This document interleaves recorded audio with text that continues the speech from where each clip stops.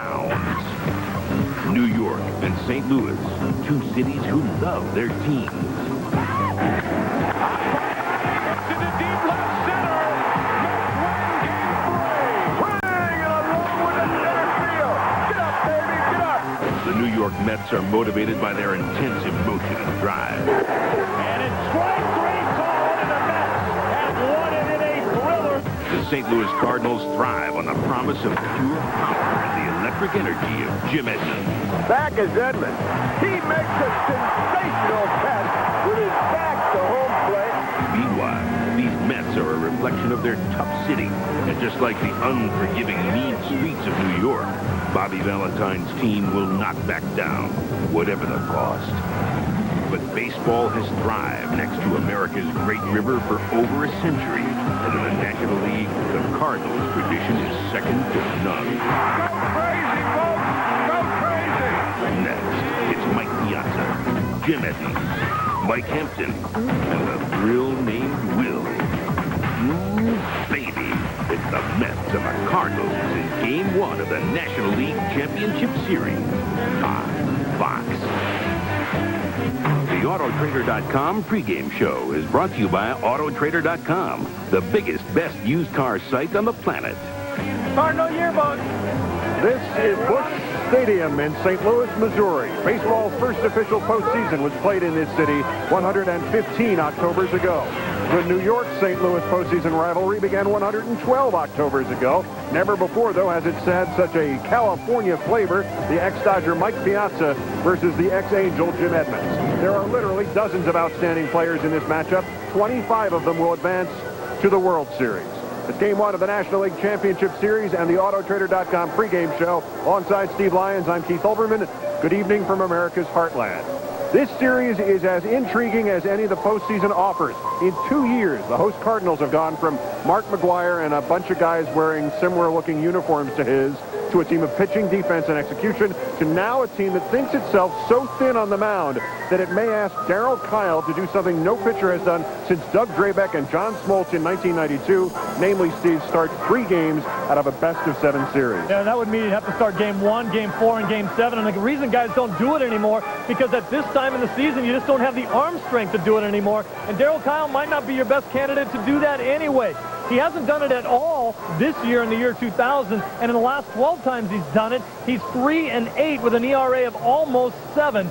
Not a good time to be throwing on 3 days rest. As to the Mets pitching, back here it is, as the late announcer Lindsey Nelson used to say, a lefty-righty switch. The Mets are starting southpaws in Mike Hampton tonight, in Al Leiter tomorrow night, and maybe Glendon Rush instead of Bobby Jones in Game 4. And all to do what, Steve? And this is the reason why they got Mike Hampton, to shut down the best offense in baseball right now. It's going to be the Mets pitching against the Cards offense, led by Jimmy Edmonds.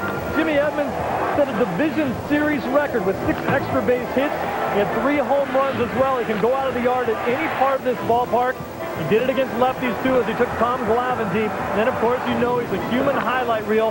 Watch this catch. Nobody makes this catch. He brings his glove with him every day. Touchdown. That's an unbelievable play right there. Then, also Will Clark, the guy that they got to replace Mark McGwire. He can go out of the park, but he has to pull the ball now. He's got to go from center to right field to get the ball out of the yard. The left-handed pitchers for the Mets got to get the lefties to go the other way. Mark McGwire can come in anytime to change the face of the game and look for the Cardinals to run, because Mike Piazza can't throw anybody out. Just 12% this year. Hampton, in the divisional series, really struggled. Couldn't get the ball out over the plate. Left it out over the plate to too many guys, and he got hammered. Barry Bonds right here started it off. Later, Ellis Burks with the big 3-run homer. He's going to have to throw the slider and the cut fastball on the outside part of the plate to the left-handers to get those guys to hit it to the left side of the field. And I'll tell you what, LaRusse is a little bit afraid of the left-handed pitching as well, because he changed his entire lineup here. He's going with lefty-righty, lefty-righty. No back-to-back lefties in the entire lineup. And despite what everybody here wishes, there will be no Willis Reed, Mark McGwire thing, at least not in this series.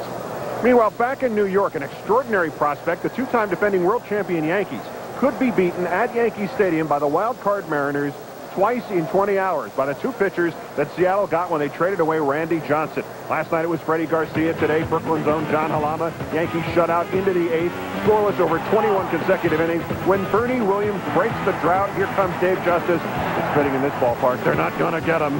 We're tied at 1. And then Jorge Posada unlocks the gate completely. McLemore can't make the play. By the time the inning was over, it was 7-1 Yankees. They have tied the series. And Steve, I know you hate the phrase must-win situation, but the Yankees were truly in that because you can't lose the first 2 games at home and then come back and expect to win in 7. Yeah, mainly because in years past they were a much better ball club that could have come back and done that. This year they're not that same club. But when the floodgates open for a team like that, look out. Now they're starting to score some runs. Could be a long series for the Mariners. We'll take a break now. When we come back, we will have the flashback to the 1980s when the Cards and Mets were bitter rivals, when they weren't the Mets but the New York Pond Scum, when they weren't facing the Cards but rather the St. Louis White Rats. Stand by.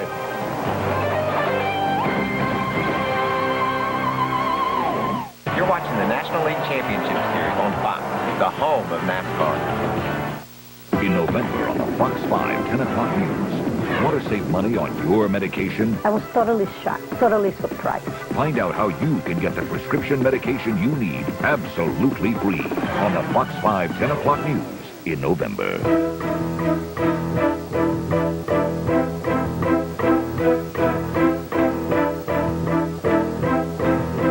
There's a lot about life in the big city that's out of your control, except the car you drive. That's why it makes sense to drive a car that's sophisticated and street smart, so that once again, you can be the ruler of your own destiny. The 2001 Accord from Honda. I think you're making the right decision. This model is loaded. Incredible power, responsive handling, leather interior, state-of-the-art entertainment system. Sure, you could have went used, but take a whiff. Nothing beats brand new.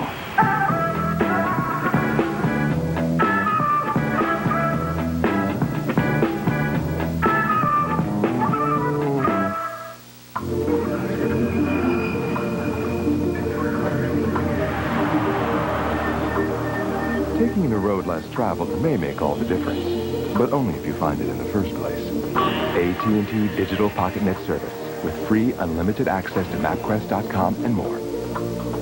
Wireless from AT&T, your world close at hand. AT&T Digital Pocket Net Service, the only way to get access to the wireless internet without using any of your calling plan minutes.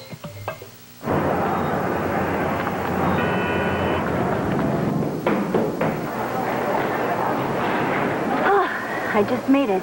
Yes, you did.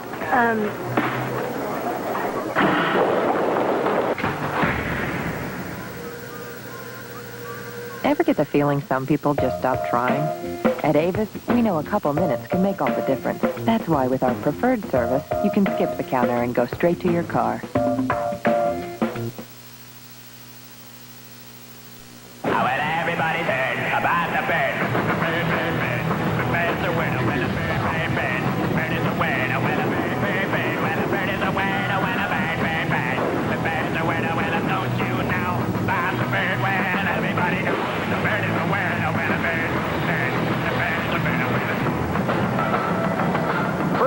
Approximately 12 minutes hence, the players warm up, the fans get ready. Joe Buckets and McCarver warm up high above us for Cardinals and Mets Game 1.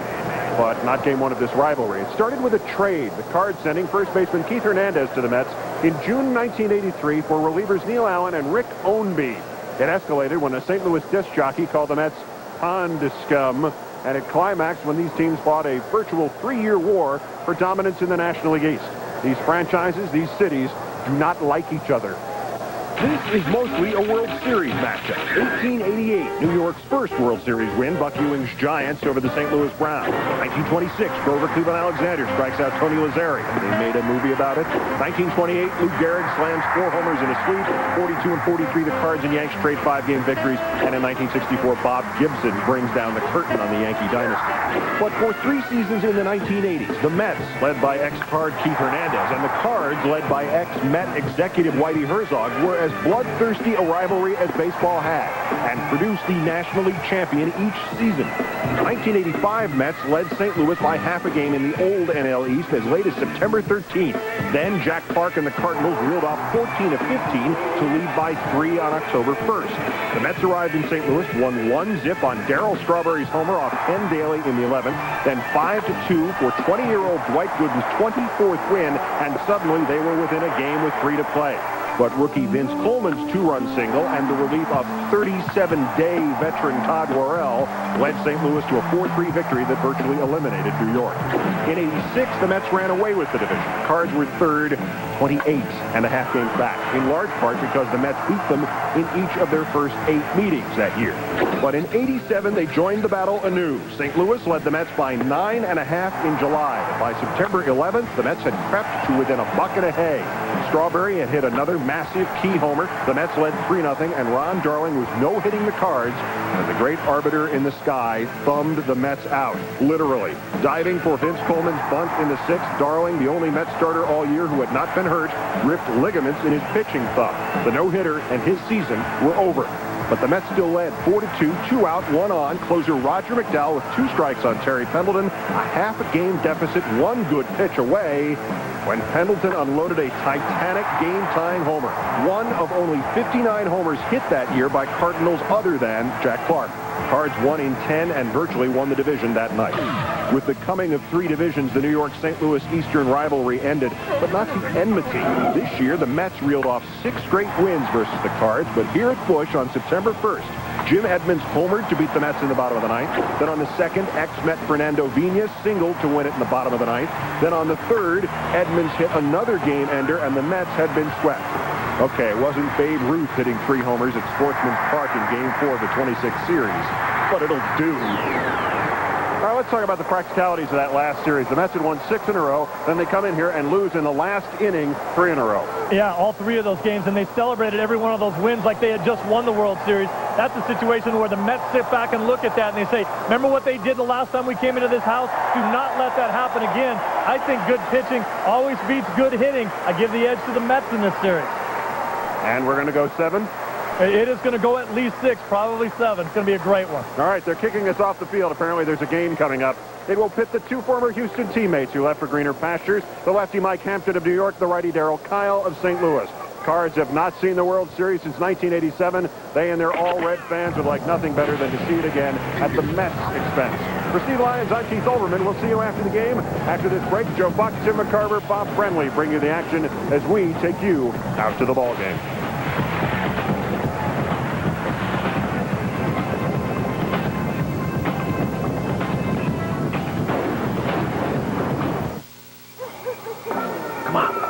Find out what makes Randy Moss so good. Did you guys ever see when pets go bad? I think it's his feet. I think it's his hands. I think it's his eyes. Ah! Retreat!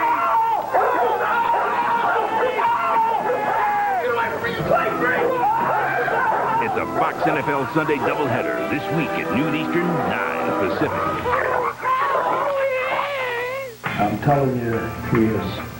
And I'm telling you, he's not. He's not. I'm telling you, he is. You're telling me he is, and I am telling you that he is not. He is. Watch John Goodman in the series premiere of Normal, Ohio, and see for yourself. That's what he does.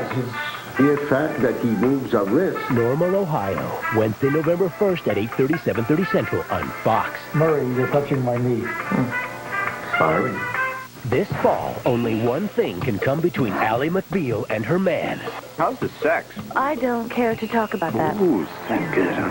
Robert Downey Jr. joins the cast of Ally. You are the biggest ass I have ever met. Perhaps this is where you kiss it goodbye. The new season begins Monday, October 23rd on Fox. I know what I saw. We will find him. The search begins. The X-Files season premiere, Sunday, November 5th on Fox. Welcome back to Busch Stadium for Game 1 of the 2000 National League Championship Series. The New York Mets, St. Louis Cardinals. And now welcome to the broadcast booth, everyone. I'm Joe Buck, along with Tim McCarver. We will introduce to you Bob Brenly in just a moment. Game one. Let's talk about pitching. Everybody wants to talk about pitching. For the Cardinals, the choice was easy. 20-game winner, Daryl Kile. More about him in a second. But for the Mets, they had a choice. One of two very good left-handers. Bobby Valentine goes with Mike Hampton. It's not a particularly big deal, Joe, but in my opinion, Al Leiter should be the pitcher in game one. He's had more big game experience than any pitcher on either side. He's had more postseason experience than any pitcher on either side. But more importantly, look what he's done to left-handed hitters this year. 119 average, and the Cardinal left-handers hitting only 167 against him. And keep in mind, half of the Cardinal lineup tonight will be left-handed batters. So it's on the record. You go with Leiter. Yes, I would. Well, we are very happy to have with us Bob Brenly. He is back with us for this National League Championship Series. He will be for the World Series. And an interesting perspective tonight for Bob. He'll be closer to home plate than the pitcher will during the course of the game. He's behind home plate right now. Here he is. Bob? Thank you very much, Joe. You talked about Daryl Kile, a no-brainer to get this start for the Cardinals. Obviously, he was the ace of this staff all year long. Tony La Russa invoked memories of former Cardinal great Bob Gibson, as well as the staff ace for the Oakland A's when Tony La Russa was the manager there. Dave Stewart has guys that could start game 1, game 4, and game 7. Keep an eye on the ball game tonight. Should Kyle get a comfortable lead in this ball game, Tony La Russa may go to his bullpen early to keep the pitch count down, so Kyle will be coming back strong in game 4. Back to you, Joe. All right, Bob, thank you very much. Before you take off your shirt to reveal your Chipper Jones jersey, we'll talk about hitting. We can't go through an open and not talk about hitting. Let's talk about Mark McGwire. Everybody around these parts, the question used to be, what high school did you go to? These days, it's, do you think McGwire is going to play? Keep in mind, Tony La Russa has him available at any point during the game. If it's the 3rd inning, 4th inning, 9th inning, whatever, he is there waiting for La Russa's call. You are there waiting for the start of game 1 of the National League Championship Series. Some of the faces, some of the names that'll be on stage for the next week and a half on Fox. Game 1 coming your way next. We gotta be a push. More giant kick with the arms and freeze and up and on to the front. And Clinton and me and Clinton. E-Trade's online sign-up makes it easy to open a brokerage account. Apply now, and you could be investing in 5 minutes. Good 1, 2, 1. Great warm-up. Now let's work out and... Sign up online for a $75 bonus. E-Trade. It's your money. When I first started losing my hair, I panicked. Then I heard about new Grozan, and now my hair is thicker than ever. Still going. Long-lasting Energizer batteries keep going and going and going. At OfficeMax, we know what it takes to succeed. Get quality printing at CopyMax. OfficeMax, you supply the ambition, we'll supply everything else. You are absolutely gorgeous. Yes, you are. Oops. He's not going to like that. Perfect. Now tell me this isn't the finest crop you've ever seen.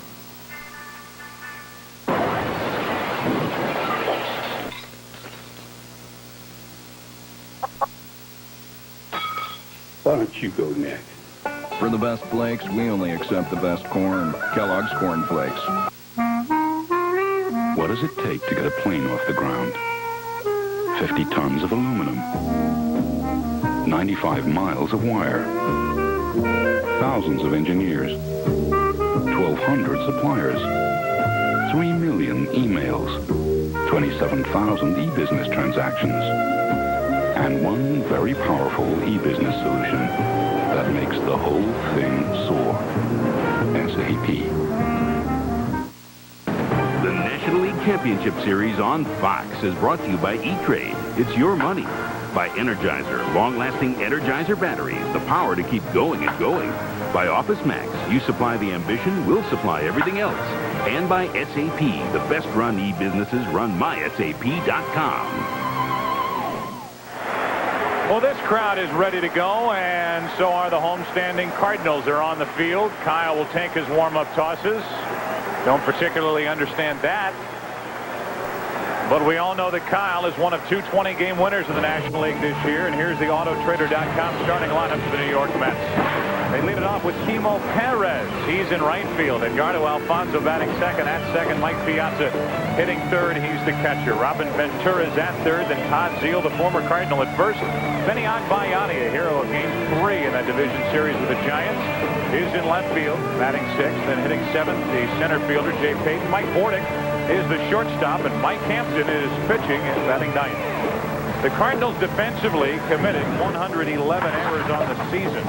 They were 7th in the league in fielding percentage, and we highlight Polanco over at third base. He is a utility player who has become more than that down the stretch for Tony La Russa with Fernando Tatis not hitting much.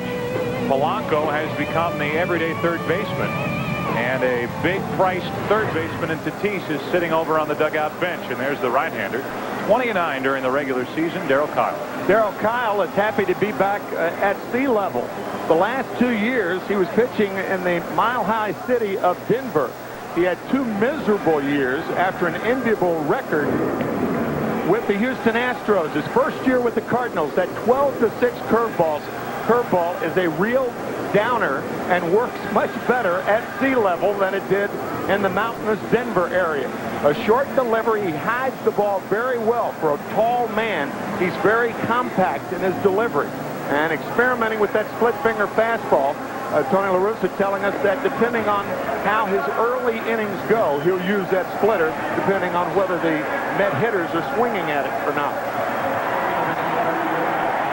A look at Tony La Russa, and a reminder that this broadcast is also available by utilizing the SAP button on your television. And here we go. Timo Perez is the leadoff hitter for the Mets.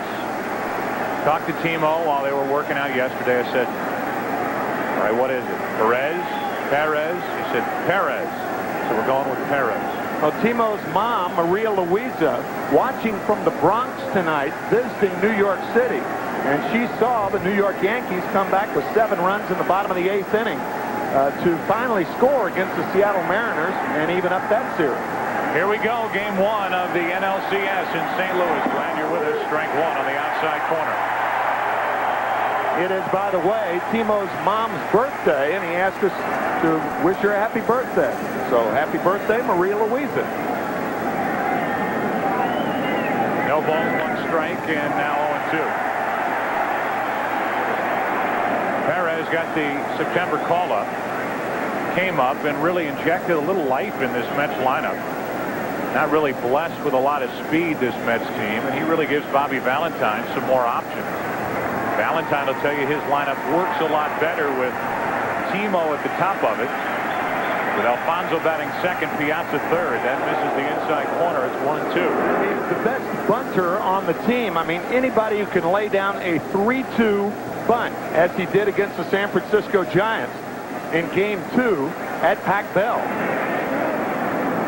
Check this swing, and the count 2-2. You saw that little graphic. He was schooled fundamentals of the game of baseball in the Dominican Republic in an academy funded by the Hiroshima Carp. So in an era where so many major leaguers are so short on fundamentals, Timo Perez is not in that category, and that's a rocket down the right field line into the corner. Good start for the Mets as Perez has a leadoff double. Here come the Mets, and there's Timo starting it for New York.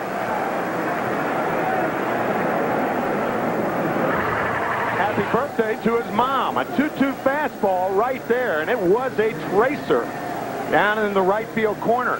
Remember, the Atlanta Braves scored 2 runs against Daryl Kile in the first inning of Game 2 of the National League Divisional Series. So the Mets are jumping on Daryl with a leadoff double. I think it's fair to say, and I think it's becoming more and more common knowledge, that Edgardo Alfonso is the toughest out in this Mets lineup, especially down the stretch, and especially when the spotlight falls on the Mets in October. He has become a big game hitter, and he made his hits count in the division series against the Giants. During the regular season, here's what he did, leading the Mets in hits, doubles, walks, on base percentage. Plays a terrific second base. They've had him at third base. Heck, he could play short if they asked him to. And they would hit him anywhere in this lineup. Bobby Valentine has him in the number 2 spot. He's at least trying to advance Perez over to third. He's got a natural stroke to right field to do it. Runner at second, nobody out, and the 0-1 from Kile. Squirts away, Perez down to third. Great base running, and he's there with nobody out. You talk about the fundamentals and you talk about being on your toes. That ball hit the dirt, and Timo is ready to run. I think Alfonso was telling Timo to hold up at second. No thought of holding up. Belly flops into third. Watch Alfonso. The ball scoots away from the catcher, Hernandez, and now he tells him to go.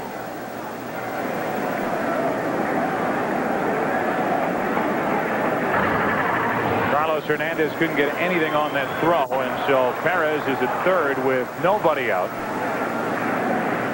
And the Mets have their best. And Alfonso at the plate trying to give New York a first inning lead. Infield back. 2 balls and a strike from Kile. If you're the runner at third base, the only balls that you have to worry about on the ground, a hard hit ball to the third base and a hard hit ball back to the pitcher. On all other ground balls, you go home. The 2-1. Breaking ball in the dirt, 3 balls and a strike. Final weekend of the regular season, the everyday catcher for the Cardinals. As you look at Piazza waiting on deck, Mike Matheny was opening a Christmas present, or a birthday present rather. Maybe an early Christmas present. They get a jump on things around the Matheny house. Sure. And he injured himself with a hunting knife. 3 balls and a strike and a shattered bat. That makes it 4, 3-2, and thankfully nobody clubbed with a business end of the bat. So a 3-2 count on Alfonso. The story's well known, but I bring it up about Matheny as he was putting his birthday present hunting knife back in its sheath. It went right through the sheath and right through his finger. And he was lost for the final weekend of the regular season, throughout the postseason. The Cardinals are concerned with how Carlos Hernandez, who was a late season addition to this team anyway, and he didn't work with these starters really hardly at all during the regular season, works with guys like Kile.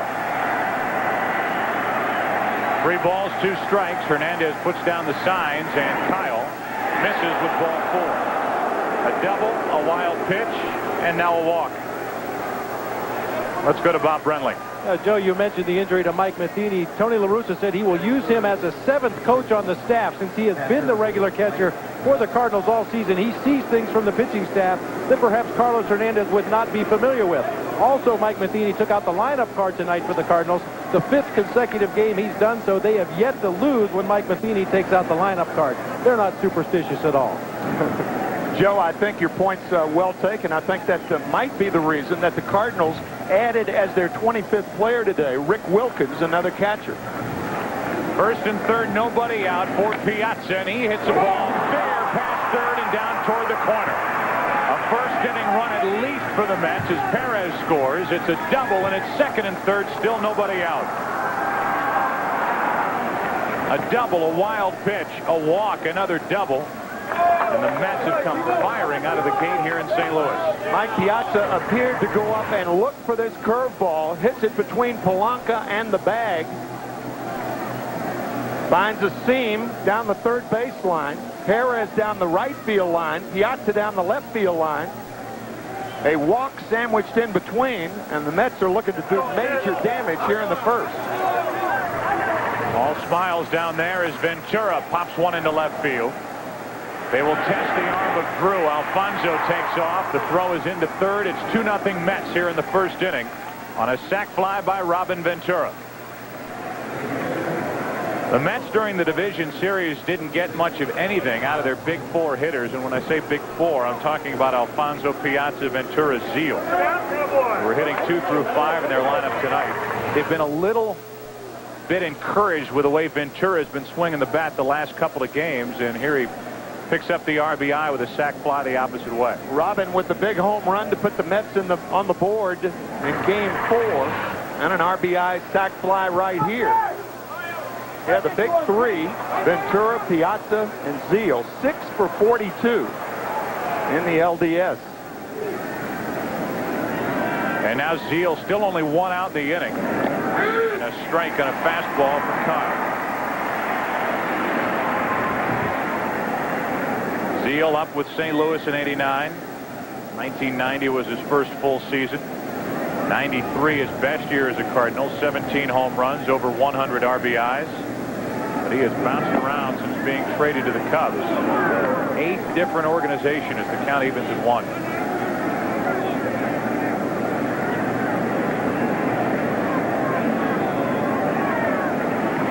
Everybody talks about this home field advantage, as there will be for the Mets back at Shea, the sea of red. They are quiet. At no point in the division series against the Braves did this occur.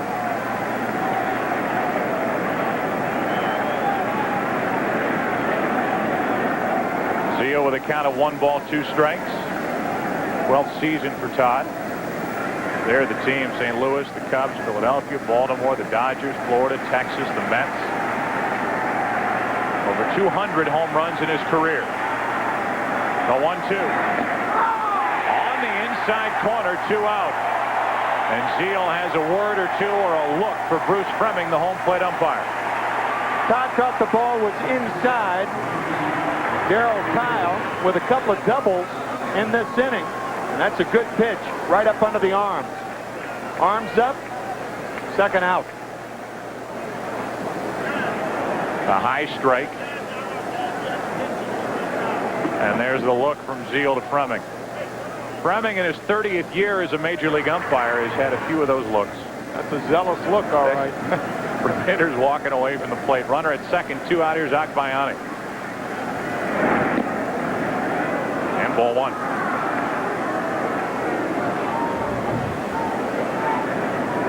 Akbayani 5 out of 15 in that division series with the Giants during the regular season at 15 home runs.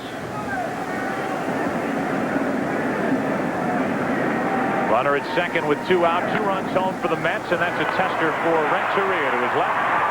First half inning is over, but the Mets jump on top. A leadoff double by Perez. After a wild pitch, a walk to Alfonso. The double by Piazza. The sac fly by Ventura. And it's 2-0 Mets after a half inning.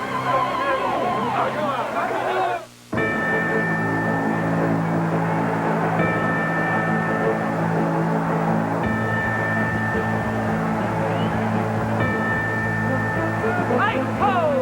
Bud Light! Ice-ho! Bud Light! Hey, who wants one?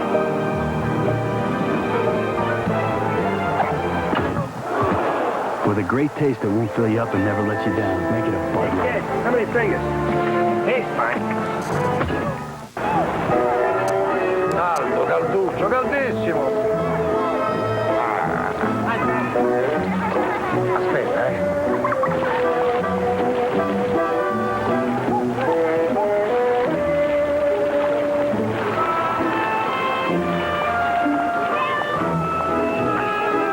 Wouldn't it be great if you could buy anything, anywhere, with your cell phone?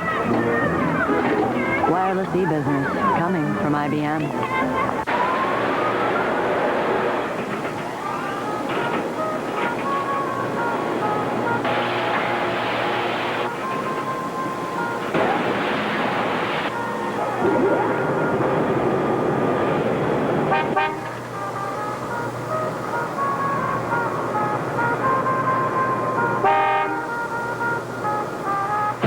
Mitsubishi Montero Sport, the fastest growing SUV in its class. Need one? We're all one family, one team, a football team, driving down Soldier Field with, 1:13 left on the clock. 1 minute, 13 seconds left on the clock, and No timeouts left. no timeouts left because the coach has stupidly used them all up. Football fans can find anything they need at Chicago's Electro Electronics, provided they have Visa. Because if you try to use American Express, and we score! you don't have a prayer. Visa, it's everywhere NFL fans want to be. Fox Friday. Your hopes will race. This is crazy. Your heart will pound. Turning right into a schoolyard. And you won't have to leave your sofa. This could be the end of it right here. Oh, God. All new police videos at 8, 7 Central, Fox, Friday. A fast start for the Mets, who lost game 1 of the division series behind Hampton. He takes on this lineup, brought to you by Autotrader.com. They will lead it off. The Cardinals will, with Fernando Pena at second base. Edgar Renteria batting second at short. Jim Edmonds, who just carried the Cardinals during the division series, hitting third. Then Davis, Clark, Hernandez in the middle. J.D. Drew, Placido Polanco batting eighth, and Daryl Kile pitching and batting ninth. The division series game 1 lost by Hampton and the Mets out in San Francisco, 5-1 to the Giants. And he prepares to work to Pena, who during the regular season hit 300 and originally was part of the Mets organization. Ball 1 from Hampton. Mike Hampton 1-1 against the Cardinals this year. He beat the Cardinals 4-2 back on May 26th, and he lost 2-1 on September 1st. 2 balls, no strikes. Mike with 99 walks on the year. Would love to have had better control. His first outing of the year. His worst start as far as walks were concerned. He walked 9 in 5 innings as the Mets opened against the Chicago Cubs in Japan. The staple is his fastball inside to right-handed batters, but he must come inside to left-handers in order to go away. To the right side, Alfonso to his left. Pena's retired 4-3. Edgardo Alfonso so solid at second base. The rest of that Mets defense as they line up this way in game 1 of the NLCS. Agbayani, Payton, and Perez in the outfield. Remember, they started the regular season with Ricky Henderson, Darrell Hamilton, and Derek Bell, who was injured during the division series with a high ankle sprain. He's back home in Tampa watching. There's the infield. Ventura, Bordick, Alfonso, and Zeal. Battery of Piazza catching, and Hampton on the mound with 1 out. Ball 1 up and away to Renteria. Slap me if I say Perez again, will ya? It's the back of the head. I'll start saying Perez. 1 ball, no strikes on Renteria, who hit .278 during the 2000 regular season. Now it's 2-0, as it was with Pena. Give you an idea about the Cardinals' offense. Edgar Renteria was second in RBIs on the Cardinals with only 76. Jim Edmonds with 108 led the Redbirds.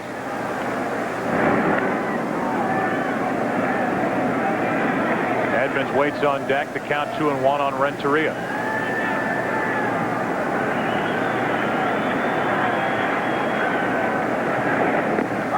And now 2-2. Bruce Fleming has given all of us an early indication that he will call the high strike. Call the high strike to Todd Zeal, and now to Edgar Renteria. Rarely see this pitch called anymore. Up the middle, Renteria has a 1-out base hit.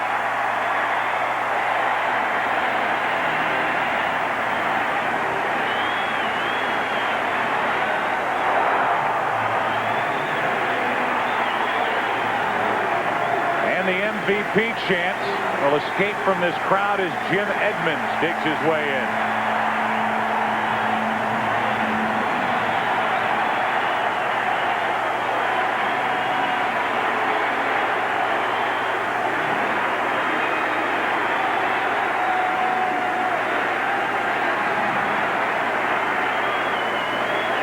The numbers during the regular season, during the division series, staggering. 8 out of 14, 7 RBIs, 6 extra base hits, the division series record. 1 on, 1 out, first inning, 2-0 Mets, and ball 1. A gift from the Angels, I'll say. He really turned this Cardinal team into a contender when they picked him up the last week of spring training. 42 home runs, 108 RBIs. Career highs across the board for Jim Edmonds. Tanking all the way, and it's 2-0. And Hampton has been 2-0 on each of the first 3 hitters.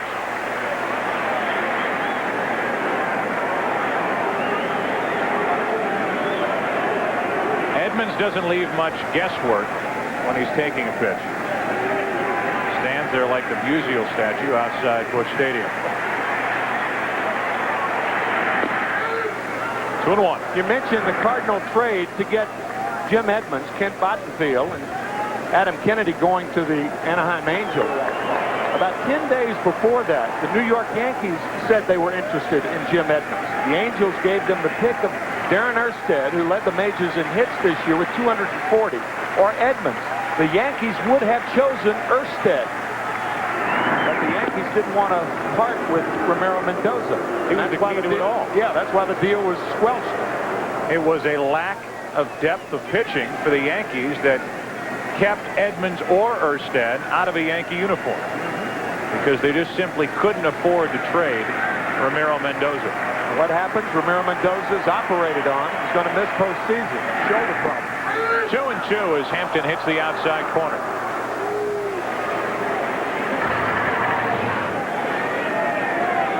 That's the Hampton slot right there. If there is any one consistent slot, both to right-handers and left-handers, it's there. Outside corner to left-handers, inside corner to right-handers.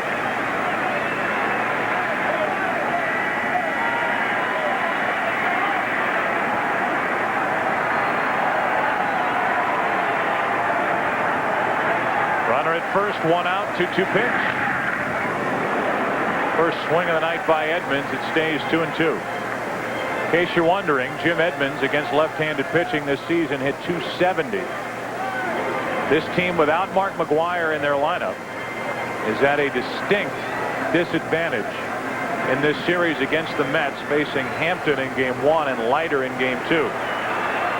There really isn't a big power threat from the right side for this Cardinal lineup without McGwire, and with Tatis, who's been ineffective over on the bench. 2-2. And Edmonds stays alive.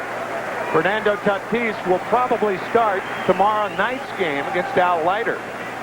One thing about Jim Edmonds is he struck out 167 times. That was third in the National League, behind Preston Wilson of the Marlins, who struck out 187 times, too short of the Major League record.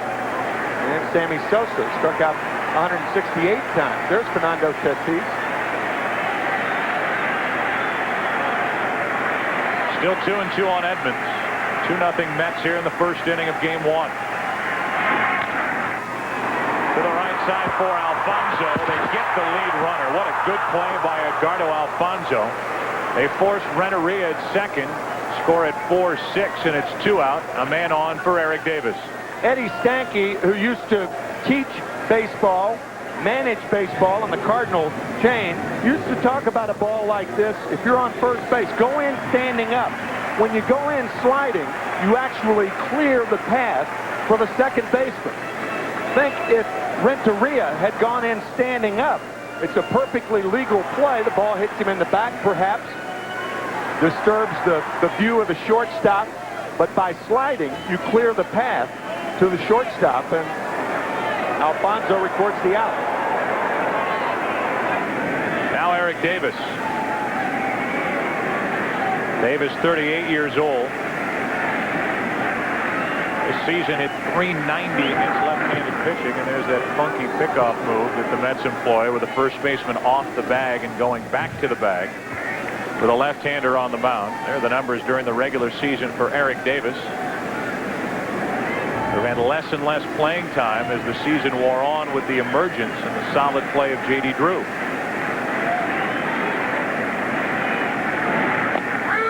The fastball from Hampton, strike one.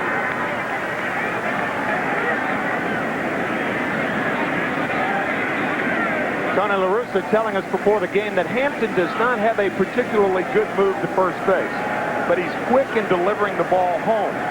So the running game, for the most part tonight, will be non-existent for the Cardinals.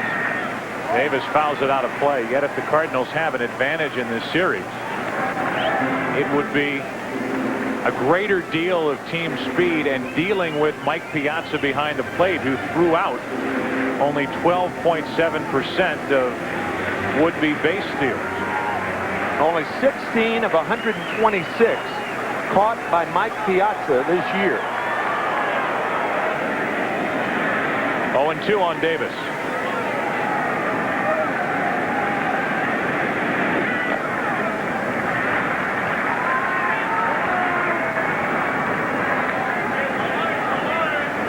Career against Hampton, another reason why Davis is in this lineup. And he will likely be in the lineup tomorrow night against Leiter. 8 out of 17 with 4 walks. There's Will Clark, who waits on deck.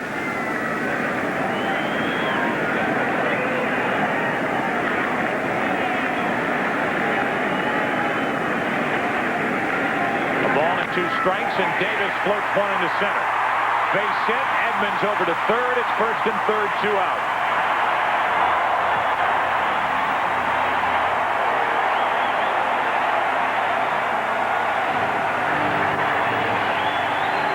Hampton trying to come inside to Eric Davis. That's the book on Eric. He's still a good low ball hitter. And for the most part, you can jam low ball hitters better than you can high ball hitters. As you can see on contact, just below the trademark, and lofts it into center field. McGuire's replacement, Will Clark, steps in.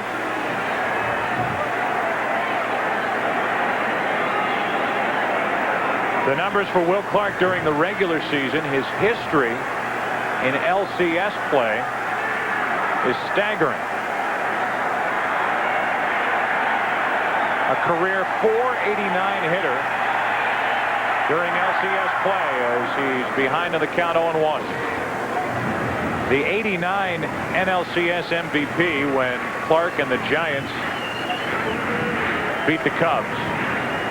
12 games, .489 average, 3 home runs, 11 RBIs. Holds or shares 9 NLCS records.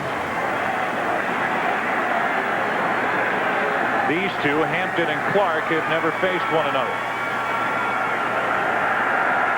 First and third, 2 out, and a 1-1 count.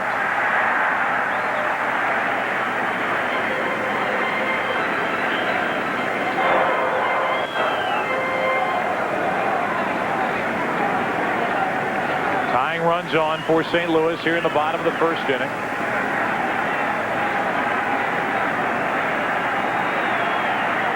Will Clark trying to put St. Louis on the board. 2-1. More than numbers for Clark. It's been his presence, his leadership role, which he grew into in a short while for Tony La Russa. Walked through the door talking. Yapping on rookies, on veterans, on managers, on coaches, didn't matter. And he's up on the count here, 3 balls and a strike with Carlos Hernandez waiting on deck. Hampton is yet to come in on Will Clark. Everything has been away. One thing about Clark, he hits the ball with authority the other way. It slots to left center field, and if you continue to pitch him one way, he'll go that way.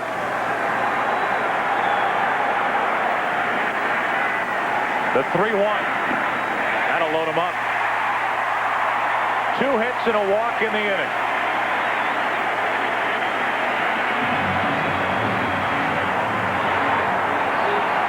Cardinals during the season like to jump out in front. Most runs in the first inning throughout the major leagues this season. 147 by St. Louis led baseball. What they do against the Atlanta Braves in Game 1 of the division series, they scored 6 in the first inning off Greg Maddux.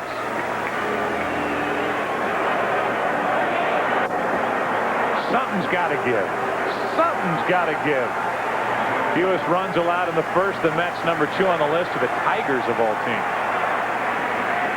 But if St. Louis is going to score any runs here in the first inning, right now it's up to Carlos Hernandez.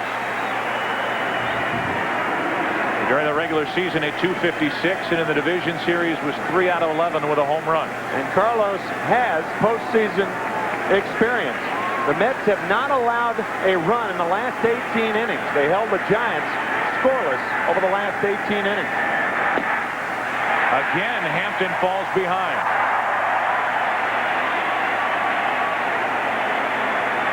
Hampton right now doing his best to try to get this big St. Louis crowd into the game. So far, they've been silent.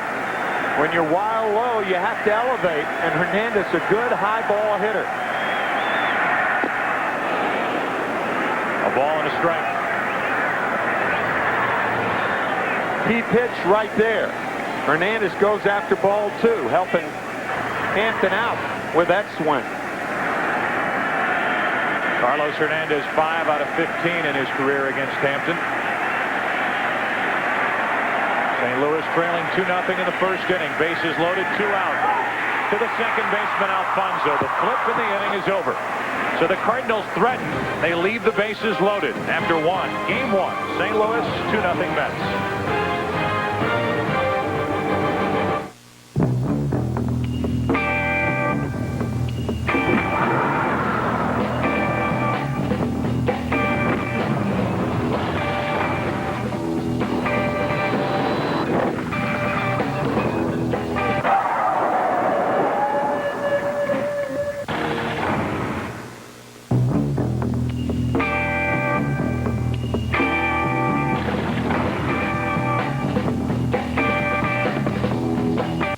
We think you need to integrate your global supply chain, move assembly overseas, and accelerate inventory velocity. Great. Do it. Sir, we don't actually do what we propose. We just propose it. UPS can help redesign your supply chain and make it work. From managing your logistics to financing your inventory, we deliver more than just packages. Can you believe that guy? UPS, moving at the speed of business.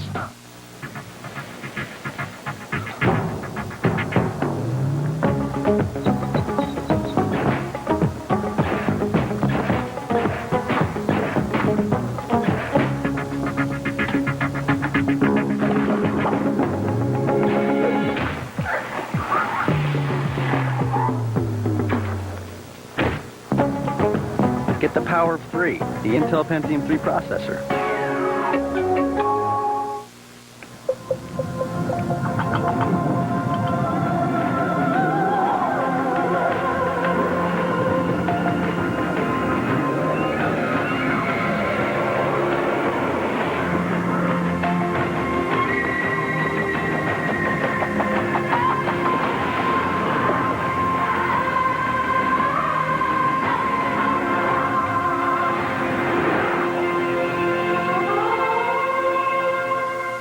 Critics are freaking out over Freaky Links. It had me jumping out of my chair. A thrill ride. Make sure you get this. It's the most fun you'll have being scared. An all-new Freaky Links at 9/8 Central Fox Friday.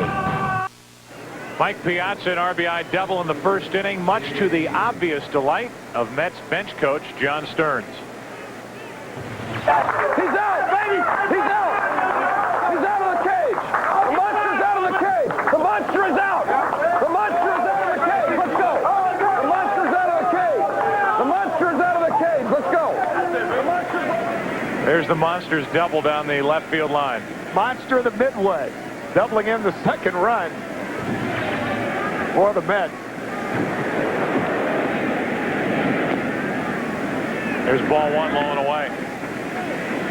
Here is Jay Payton, bottom third of the order for the Mets. Payton, Bordick, and Hampton. Mets got 2 in the first inning. RBI double by Piazza. Sac fly by Ventura.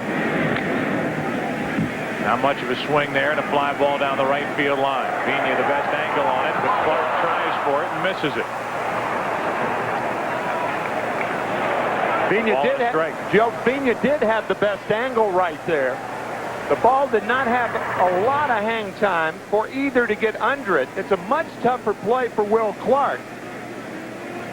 Easier angle for Vigna. He would cut in the foreground of your picture. You can see once Clark turns around, he can't make that play. The only guy who can make that play is playing center field for the Cardinals. That's Jim Edmonds. He makes it routinely about once a week. Over the shoulder, over the head. Made one in the divisional series against the Braves. Gets that one in his pocket if he wanted to. 1 ball, 1 strike. There's one for Edmonds, right on cue. 1 out.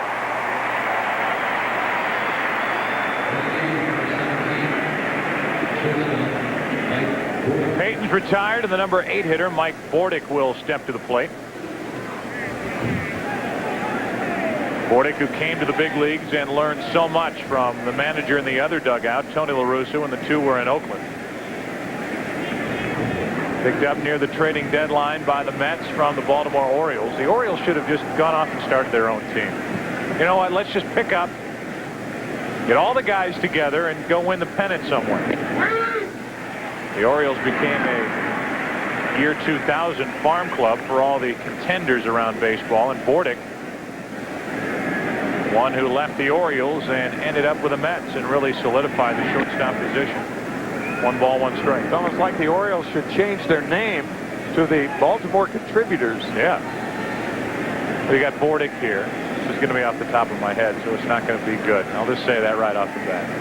B.J. Surhoff down in Atlanta, and unfortunately for the Braves, he had that pulled quad and wasn't much of a factor in the division series. You had Harold Baines and Charles Johnson with the Chicago White Sox. Will Clark. Yep. Mike Timlin. 2 Cardinals. 2 balls and a strike. That's the third for Polanco. Yet as a group, the Orioles stunk. You figure it out. 2 out, nobody on, and Hampton will bat. Easy play for Polanco. Tony telling us yesterday that of the 3 third basemen, Polanco, Tatis, and Craig Paquette, that Paquette is the best of the 3. And you're apt to see Paquette in there if the Cardinals have a lead in the 8th or 9th inning. Paquette could come in for defense. All right, is he the best? Is this the best hitting pitcher in baseball right now? No doubt in my mind. There's Paquette. There's Mike Hampton, who during the regular season was 20 out of 73 with 8 RBIs. And had a hit in Game 1 of the division series against the Giants. Took a strike.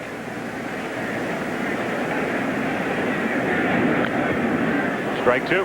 He's not only the best hitting pitcher, he's the best base runner as a pitcher. He takes out the shortstop and the second baseman on double play balls. You see, you're often used to seeing pitchers lope to first base, not Hampton. He grounds Dominion, just busting it out of the batter's box there. Boy, you nailed that one.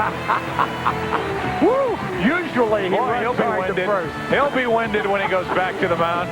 Take a deep breath. Bottom of the second.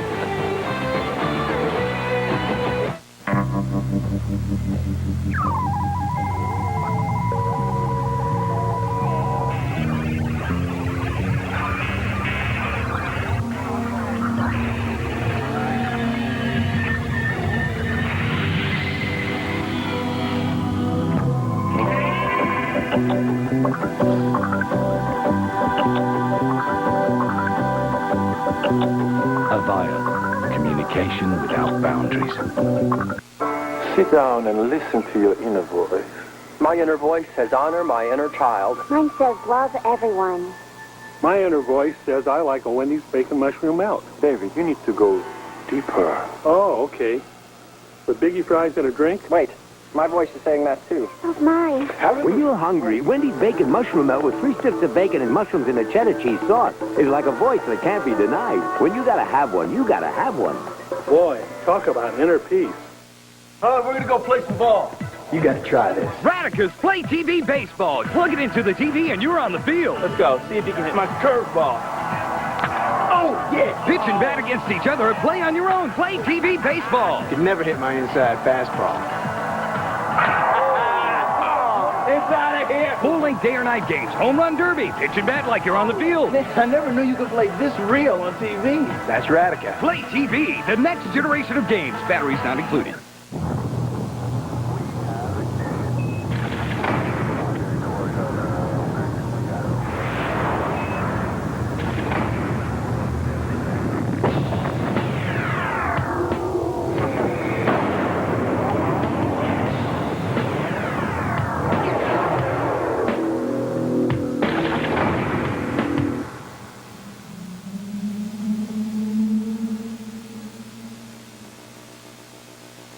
The perfect vacation becomes the adventure from hell. I should have just given birth to chimps. Then at least I don't expect this kind of behavior. Malcolm season premiere November 5th, Fox Sunday. The National League Championship Series on Fox is brought to you by Nissan, Driven, and by Avaya, communication without boundaries.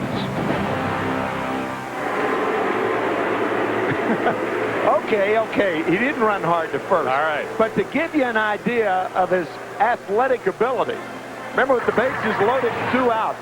Watch this ground ball hit by Carlos Hernandez back through the box, and Hampton trying to make a skate save. And it's a good thing he didn't touch that ball.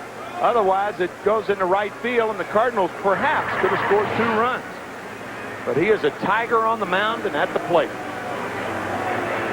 Here comes J.D. Drew to lead off and bat against Hampton. It was picked up by the Mets December 23rd. He came over with Derek Bell, Roger Cedeno, Octavio Dotel, and Clyde Kessel, a young left-hander, going the other way.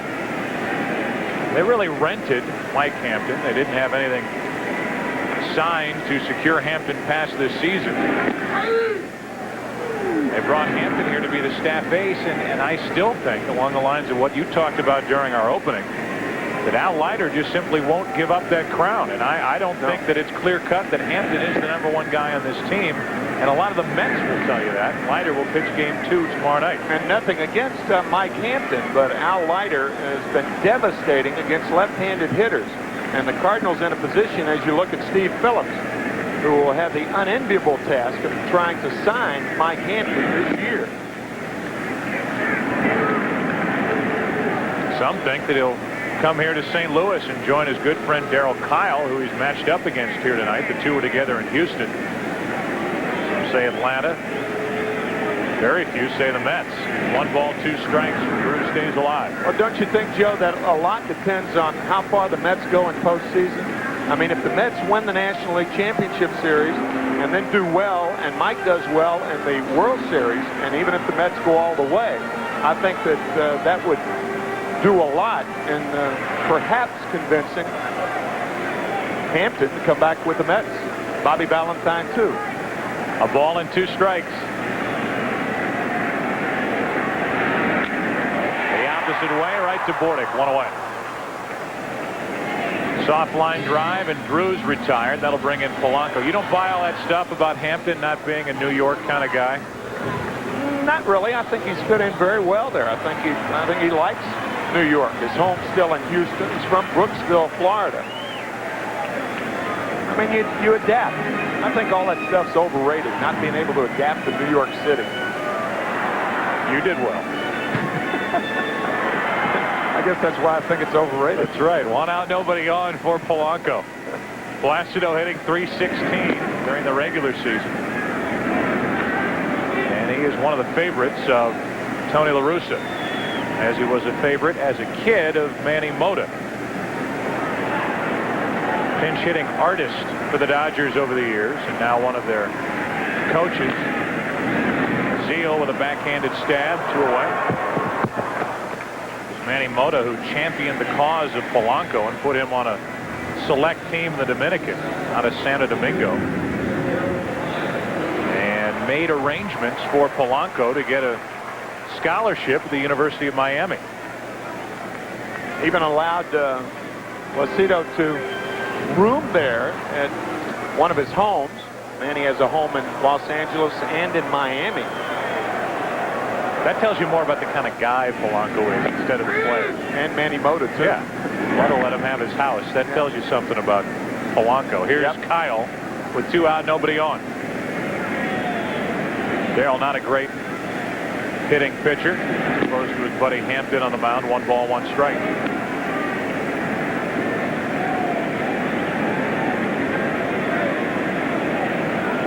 First time a 20-game winner.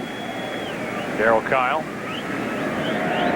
got it his last start out in San Diego. Had to battle to get it. A 19-game winner 3 seasons ago before 2 years in pitching purgatory in Denver. I want to go all the way. Just go purgatory. 1 ball, 2 strikes. 2-2. Well, you wonder if the Colorado Rockies, as you look at Nelson Doubleday, the co-owner of the New York Mets, his wife Sandra to his left, you wonder if the Colorado Rockies will ever assemble any formidable type of pitching staff because of the Mile High City. 3 balls, 2 strikes, and I'm sure everybody in that organization is enjoying our conversation, helping out their recruiting process. Well, they've had terrific hitters. Todd Helton, one of the great hitters in the game today.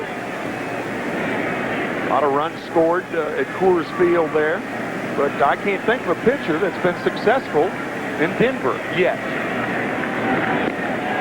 A 2-out walk to Kile, and the second walk handed out by Hampton tonight. Here is the statistical backup for what we are prattling on about with regard to Daryl Kile. His ERA at Coors Field, and that includes as a visiting pitcher. He had a horrendous start out there this season in a Cardinal uniform. It's his worst one, right, this year? By a mile, over 6.5. Other ballparks, 3.93.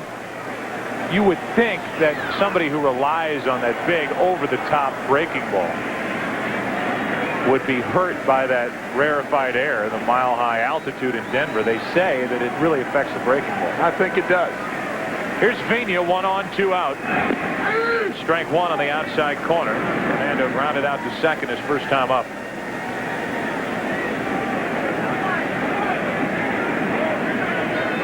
Hampton given a 2-run lead in the first inning. He was anything but dominating in the first, allowing 2 hits and a walk, but he got Hernandez on a force out at second with the bases loaded.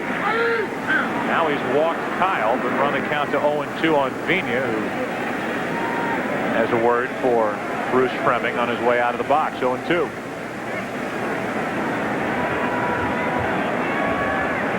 Problem with Vina, if you try to waste a pitch inside, he can walk right into it. He was hit 28 times this year to lead the National League. Into left center field, slicing away from Peyton, but he's there, and the Cardinals are finished in the second. No runs, no hits, a walk, a man left after 2-0 Mets. Back after this from your local Fox station.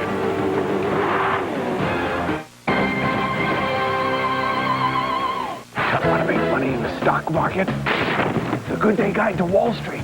Find out what every investor should know on Good Day tomorrow, starting at 6 a.m. on Fox 5.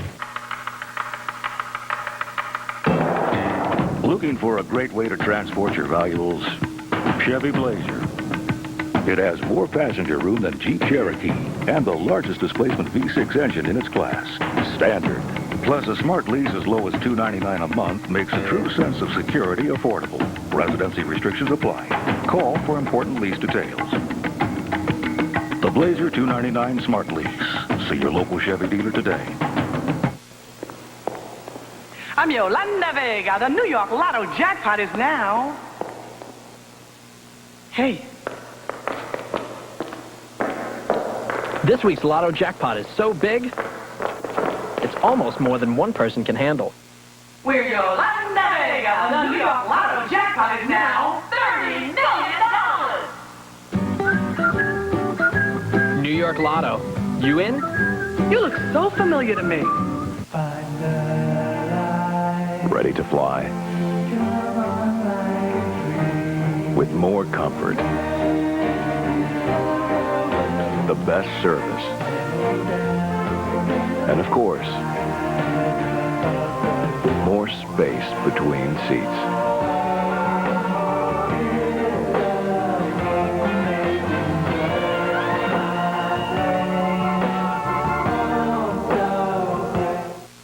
Whether you're at home conquering the world, venturing out into it, or just taking a break from it, there's a whole new way to stay connected to it. Because Verizon is giving its local customers who sign up for select digital wireless plans free internet access at home and on their wireless phones until Memorial Day 2001. It's the internet how, where, and when you want it.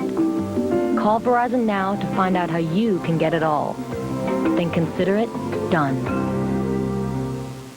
Baseball is brought to you locally by Verizon Wireless. Join in. Well, the Mets lead at 2-0 as we head to the top of the third inning. The Mets leadoff hitter Timo Perez will lead off the top half of the third inning. Several times throughout the division series, Perez showed bunt at the plate, and a couple of opportunities he tried the slug bunt. draw the third baseman in, slap the ball by him. You know, this guy's listed at 5'9", 170 pounds. From down here at field level, they must have taken those measurements with a brand new pair of cleats on, standing on tile somewhere. Well, as he walks in to lead it off, Perez has doubled, scored, as Bob Brenly told you. He'll be followed by Alfonso and Piazza. A good shot of our buddy Bruce Fremming. Not only his 30th year in Major League Baseball as an umpire, but he's working his 10th League Championship Series. Joe, you can see Polanco at third base. That's what Bob was talking about. When a guy like Perez would see the third baseman in, he slaps the ball over Polanco's head. That's one of his weapons in his arsenal. There it is. And it's foul, and it's caught. Carlos Hernandez one away. Score one for Brenly down on field level. Amen, brother. That's what he was trying to do. You can see while the hands are apart, Polanco playing in, and Perez trying to punch it over his head. But gets under it, and the play made by Carlos Hernandez. So one away, and here's Alfonso, who walked his first time up. The big bender in from Kile for strike one.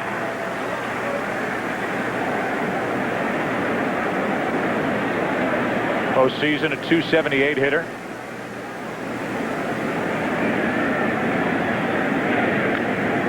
Back to the screen, 0-2. Two huge hits in the divisional series. Actually, three huge hits in games 2, 3, and 4. The home run off Felix Rodriguez, a two-run shot in the 9th. That game won by the Mets 5-4 in the 10th. That was game 2. And then the double to tie it off Rob Nen in game 3 sent it to 13. Sidearm delivery and off the glove of Kile to the second baseman Pena. 1-4-3, 2 out. Then Alfonso's double to make it 4-0. As the Cardinals beat the Giants 4-0 on that brilliant one-hitter by Bobby Jones in game 4. I wonder how Mike Piazza will react to friends and family telling him of John Stearns and his explosion down on the dugout bench that the monster is out of the cage. He's out of the cage. An RBI double in the first inning and a ball low and away from Kile. John thought he was safe by saying he's out of the cage. The monster's out of the cage. The monster is out. See, that's when Mike was on second base. So John probably didn't think Mike would ever hear about that. But evidently, John forgot he was wearing the mic. And those are the sound bites we usually use. That's back up the middle. The monster's 2 for 2. Not even thinking about his time spent in the cage. I guess he's talking about the 3 for 14 start to this postseason. Let's go back to Stearns. He's out of the cage. The monster's out of the cage. The monster is out. He's out twice tonight. 2 for 2. Here it is, a high fastball from Daryl Kile. Look at Piazza get on top of that baby. Woo. So Piazza's on with 2 out. 2 for 2, and the batter is Ventura, who had a sac fly to left his first time up. Gets under this one and flies it to center for Edmonds. This game goes to the bottom of the 3rd inning. It's game 1 of the National League Championship Series. Renteria, Edmonds, Davis coming up. St. Louis trailing 2-0.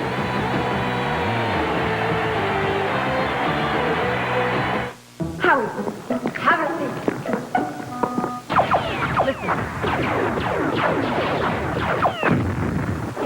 Cool.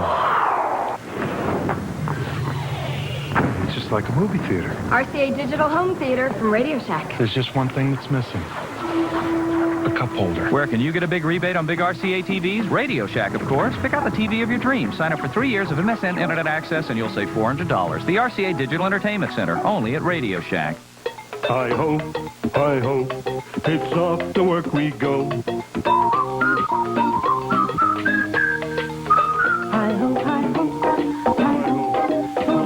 If you want happy employees, help secure their financial futures.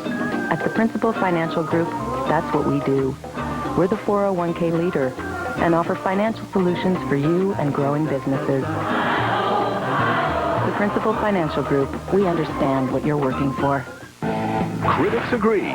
Shanghai Noon is outrageously funny. You better believe it. Starring Jackie Chan and Owen Wilson, plus only on DVD. Special deleted scenes from the movie. It's Shanghai Noon on video and DVD. Right now, Michelin, our best-selling Goodyear. Top brands like Pirelli are 10 to 25% off during the fall automotive sale now at Sears. A good life at a great price, guaranteed. What does it take to get a plane off the ground? 50 tons of aluminum, 95 miles of wire, thousands of engineers, 1,200 suppliers, 3 million emails, 27,000 e-business transactions, and one very powerful e-business solution that makes the whole thing soar. SAP. This fall, meet the faculty. Mr. Warren, what are you doing? Not a whole lot, sir. Of Boston Public. I have a situation. Look at my knockers. Premieres Monday, October 23rd at 8/7 Central on Fox. Well, this big St. Louis crowd at Busch Stadium packed in, looking for a reason to make some noise. Mike Hampton back to the hill. Renteria, Edmonds, Davis coming up for the Cardinals in the third inning, down 2-0. Cardinals led the National League in home attendance at over 3.3 million. Cleveland led Major League Baseball in home attendance. A lot of that still the residue of Mark McGwire and the tickets that this franchise sells prior to the season. He thought that at least the second half of the year around here, the last couple of years, at any moment you could see history. This is the way Mark McGwire prefers it, that the team around him is successful and he is a part of it. He doesn't enjoy the injury or evidently some bright lights that are causing him to squint down in the dugout. 554 career home runs. 70 back in 1998. 1 ball, 1 strike. Renteria fights it off, pops it up. Zeal on the other end, 1 out.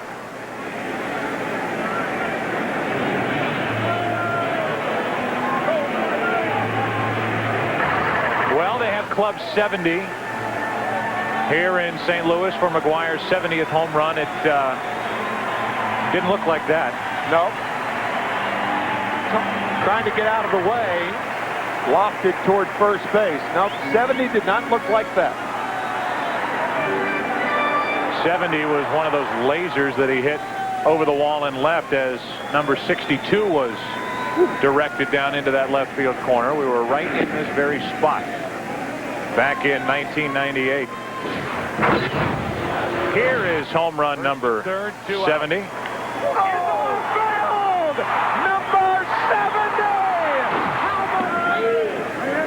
That's on the outside corner to Edmonds, and the count evens at a ball and a strike.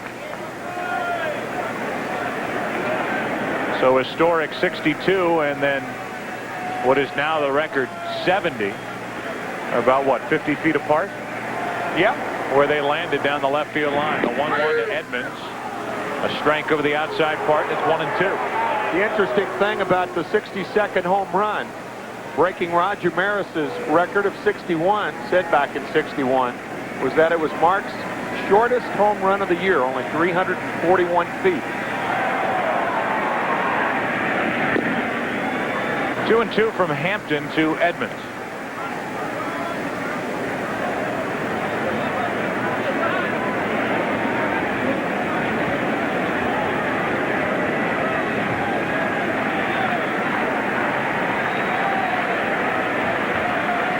Crowd trying to get into it. Hampton deals, and Edmonds shoots it the other way. A one-out base hit.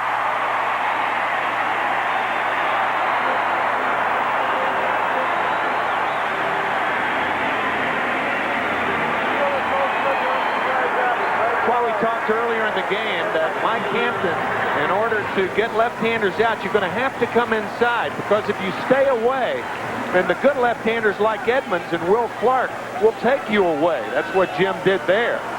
Good piece of hitting. Ball right on the outside corner, and Edmonds doesn't try to pull it, but smokes it to left. So Edmonds on, 1 out, 2-0 Mets here in the 3rd inning, and the batter is Eric Davis. Check on the runner.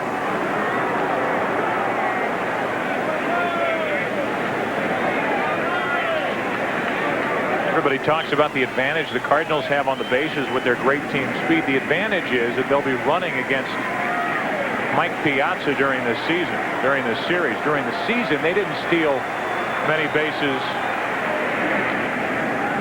at all. And compared to the Mets, who were last in the National League with 66, the Cardinals stole only 87. Which ranked them 11th in the National League.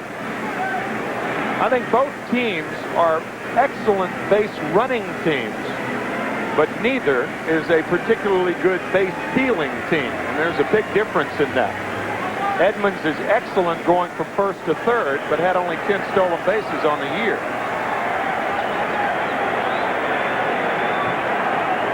Runner at first, 1 out, and the 0-1 to Eric Davis. Instead, another check on the runner.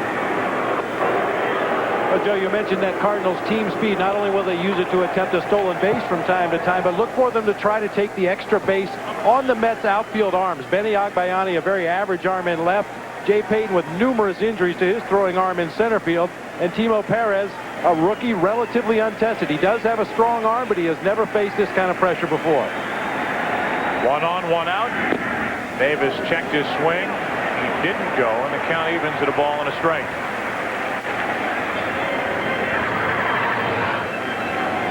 Did Eric go too far? I don't think so.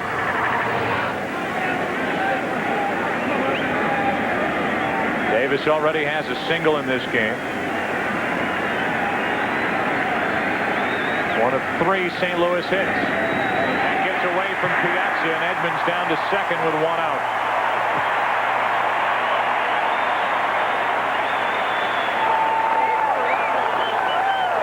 Wild pitch.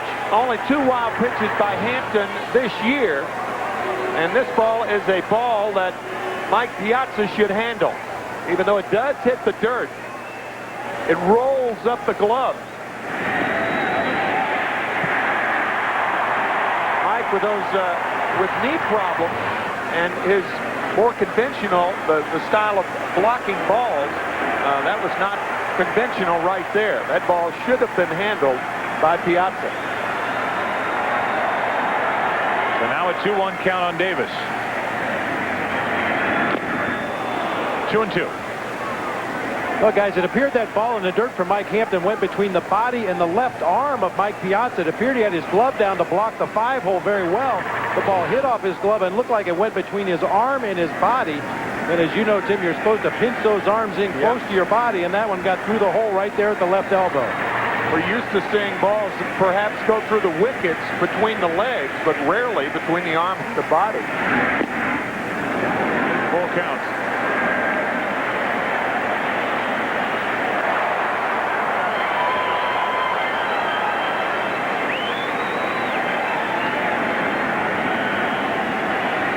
Up to 57 pitches on the night for Hampton.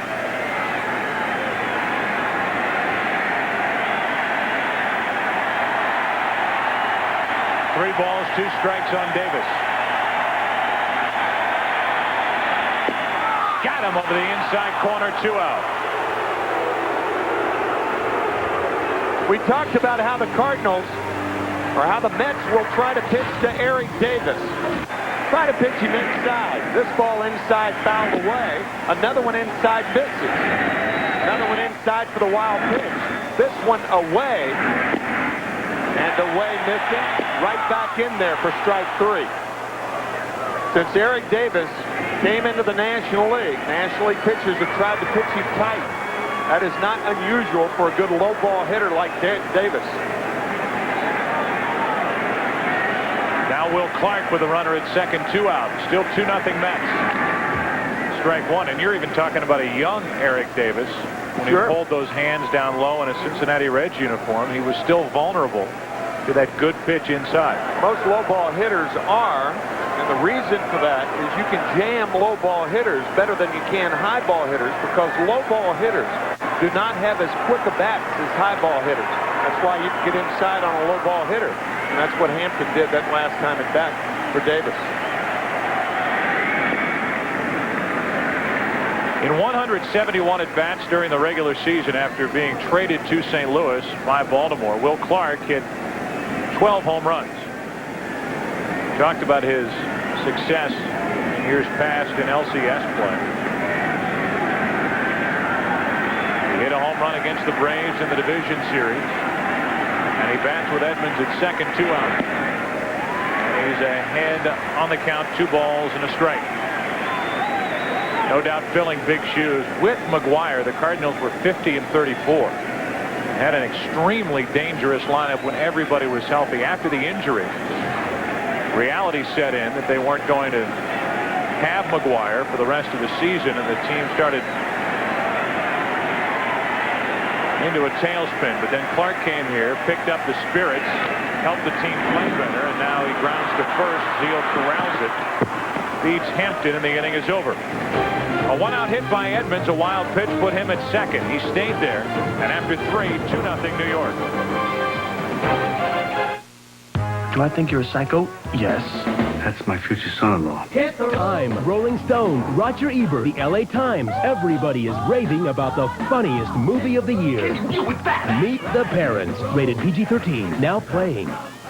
Right now, Michelin, our best-selling Goodyear. Top brands like Pirelli are 10 to 25% off during the fall automotive sale now at Sears. The good life at a great price, guaranteed. Announcing the breakthrough in pizza technology. A pizza inside a pizza. To demonstrate how much we can pack inside Pizza Hut's new Insider, we're going to take this elephant and pack him inside this phone booth. Smashing. How do we get it all in? Well, we took one thin crust with 6 cheeses, sealed it with another crust and even more cheese. And that's the amazing new Insider Pizza, all for just $9.99. Get that, will you? The Insider Pizza from Pizza Hut. Another one of the best pizzas under one roof. He's got to be here somewhere. I have seen things that I can't explain. I'm not going to solve the route. I know what I saw. We're going to find him.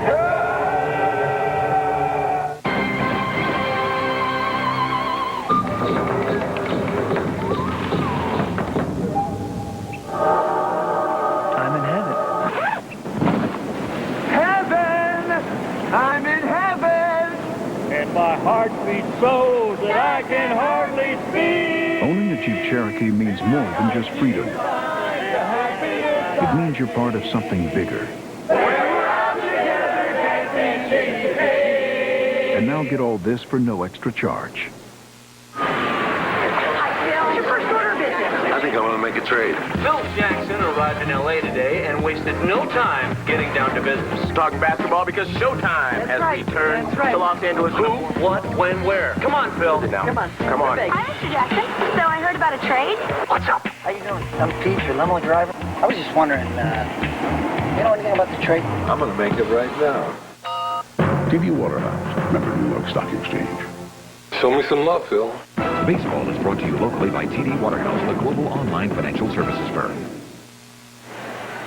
A 2-0 Mets lead. Last half inning, Jim Edmonds, a 1-out base hit the opposite way, drew this reaction from his hitting coach, Mike Easler.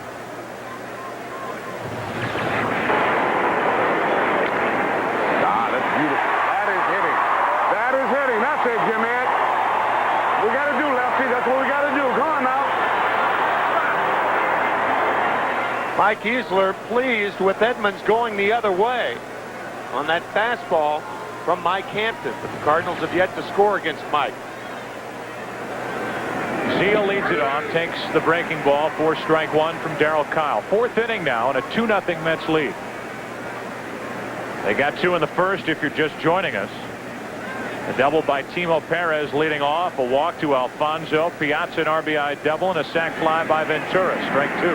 Mike Easler, by the way, last Friday had an interview with Kevin McClatchy, the owner of the Pittsburgh Pirates, and Cam Bonifay, the general manager, about perhaps becoming the Pirates manager for the year 2001. Gene Lamont one of 6 managers fired so far from Major League teams.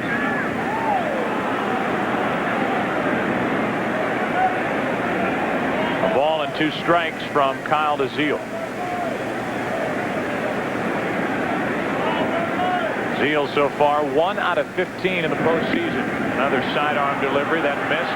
2-2. Frank Robinson, member of 2 World Championship teams with the Orioles and baseball's first African-American manager with Cleveland back in 1975. There he is on that list. Aaron Ruth, Mays, Robinson. Off the end of the bat, shallow right. Eric Davis, 1 out. Bob? Yeah, Joe, Frank Robinson was my first manager in the major leagues with the San Francisco Giants. At the time, I was a 28-year-old rookie at the big leagues that had no idea what I was doing. Needless to say, I was not one of Frank's favorites at that particular time. As my career went on and I learned a little bit more about what was expected of a major league ball player, Frank turned out to be a tremendous manager. And I saw him before the ball game today underneath the concourse here, and he really seems to be enjoying his capacity with Major League Baseball right now. Thank you, Bob, and it's nice that he's a part of the Major League Baseball structure and hierarchy. There's a pitch in the dirt, 1 ball, no strikes. Talk about a competitor. That was Frank Robinson, right? Don't knock Frank Robinson down. Just makes him meaner. Uh-oh, he's a fan of the 90s. I guess the 2000s. All right, whoever's talking to Frank Robinson on the phone, tell him we want him to smile and wave to us. 1 ball, 1 strike. Thank you. 1 out, nobody on, and strike 2 on Agbayani.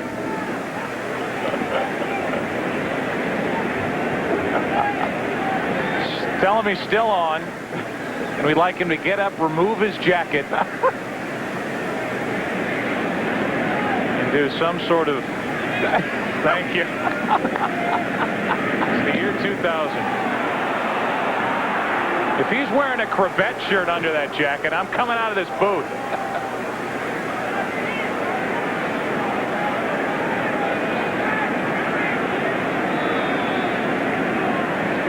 As a player, he had a shirt with an S on it under his jacket. Do you have any music for this? 3 balls, 2 strikes. That's it. Just a black turtleneck. Out of the Steinbrenner collection. October postseason sportswear by George Steinbrenner. George Steinbrenner's got to be happy the Yankees scored 7 in the bottom of the 8th to break their drought against the Seattle Mariners. They head to Seattle after an off day tomorrow. They resume play on Friday. That series even at 1 apiece. Walker off the end of the bat, back to Kile, and Agbayani's retired. 1-3, 2 out. Nobody on here in the 4th inning. Take a look at the St. Paul Company's trivia question. Tony La Russa has led 3 different teams to the postseason. Which manager has led the most? And he guesses Mr. McCarver. And we will include Bob Brenly in this guess-a-thon. Don't ask for help. No, I'm not. I'm contemplating. 2 out, nobody on for Jay Payton, the 27-year-old rookie. Into right for Eric Davis, a late break on it, diving try, and he caught it. Wow. Inning over, and for Kile, his second 1-2-3 inning of the night. Not only a low ball hitter, but a low ball catcher, too. Mets go in order. Hernandez, Drew, Polanco coming up for St. Louis, down by 2.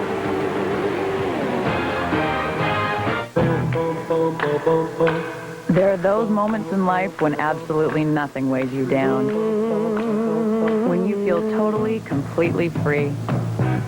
This fall, Hyundai is introducing an exciting new line of vehicles that are a joy to drive and virtually effortless to own, thanks to America's best warranty plan. Because we believe freedom should be more than a feeling. It should be something you can actually touch. You've heard the stories. A brutal murder in the Black Hills discovered today. You've witnessed the horror. Now, police have arrested 17-year-old Jeff drove into evil. Look into the face of evil.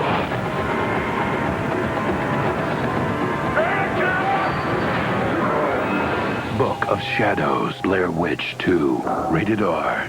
Starts Friday, October 27th. How far will Applebee's go to put together our menu of American favorites? Today, we head for Texas, birthplace of Tex-Mex cooking, and inspiration for Applebee's new fire-grilled fajitas. Tender steak or chicken, sizzling in a Tex-Mex marinade of limes, zesty peppers, and spices. All served on a platter nearly the size of, well, Texas.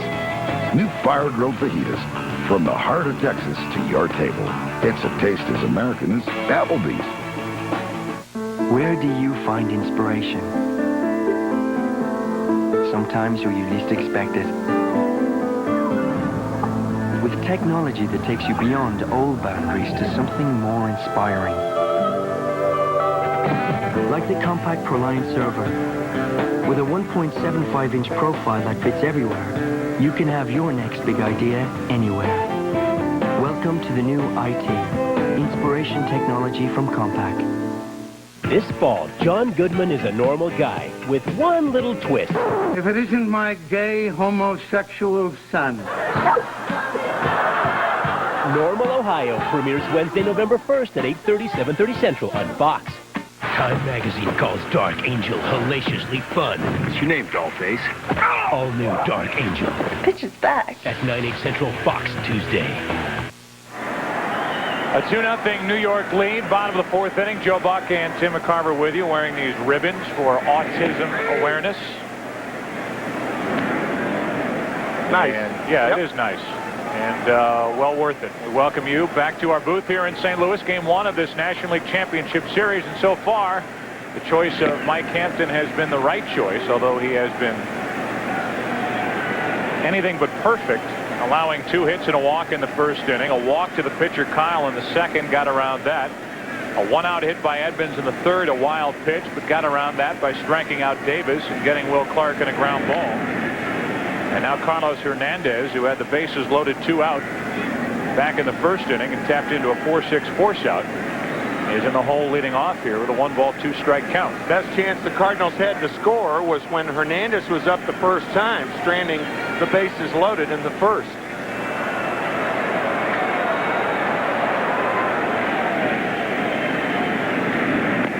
Two and two. You mentioned it briefly. The Cardinals, before this series, activated Rick Wilkins, veteran big league catcher. Really made his name with the Cubs, for protection for Carlos Hernandez, who had not taken batting practice for the last 2 days because of a bad back. Count full here, 3 balls, 2 strikes. They did that because, let's say Hernandez is catching tonight, he goes down. Physically, he can't catch the rest of this series. You don't want to be stuck with only one healthy catcher. That's Eli Marrero, the other catcher on the bench tonight for Tony La Russa. Hernandez pops it up. A 3-2 delivery in foul territory for Zeal. 1 away. All right, before we give the answer, any guesses? Casey Stengel. St. Paul Company's trivia question. Tony La Russa has led 3 different teams to the postseason. Which manager has led the most? Billy Martin. 4. The Twins, the Tigers, the Yankees, the A's. No Rangers on that list. Twins in '69. The Tigers, I believe, in 1972. Billy Martin. Wow. 1 out, nobody on for Drew. The reason why I went through that long story about the catching situation for the Cardinals was when Bobby Valentine was told that Rick Wilkins was active for this series. He took it to mean that McGuire in the right spot could hit for one of the catchers, and they wouldn't be shorthanded on the bench within that one game, meaning if Hernandez came up with the bases loaded 2 out later in the game, the 6th inning, let's say, Tony La Russa might opt at that moment to send McGuire to the plate. He'd be without Hernandez, but still have 2 catchers available. Makes sense. I think that's a rule that ought to be changed anyway. Within a series, within a division series, within a league championship series, or within a World Series, you cannot add to your roster 2-2 on Drew. If a player goes down, that position cannot be replaced. And I think the catching position, because it's so vulnerable, the injury, the collisions, foul tips, what have you, everybody in baseball knows about that, certainly Mike Piazza, as well as anybody. If the catcher goes down, I think you ought to be able to replace it the next day. We introduced that thought to Tony La Russa yesterday at the workout of the Cardinals, and he said absolutely, without realizing that he was going to add, for sure, add Rick Wilkins today. Another 3-2 count. Drew waits with 1 out, nobody on, and checks his swing on ball 4. No, they say he went around. They appeal to the third base umpire, Dale Scott, and he rings up Drew, 2 out. No argument from J.D. Drew. It's the fastball away. I don't think he went around. I think the Mets got a big break right there. What do you think, folks? Nah, no way. Nope. Not in my view. Dale Scott says yes, and with 2 out, nobody on, it's Polanco at the plate, the number 8 hitter. He takes ball 1.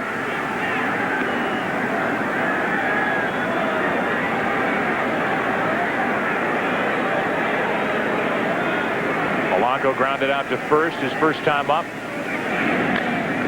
Now checks on the left side of the diamond, and boarding the backhand and the throw, and that'll do it for St. Louis. In the 4th, we go to the 5th inning of game 1. 2-0 Mets.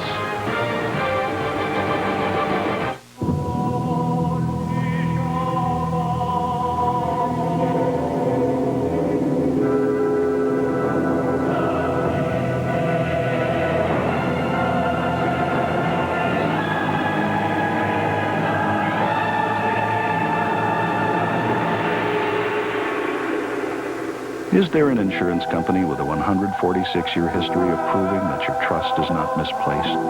Without question, the St. Paul. Whoa, what's up? Oh, see, that's a miss. That's lame.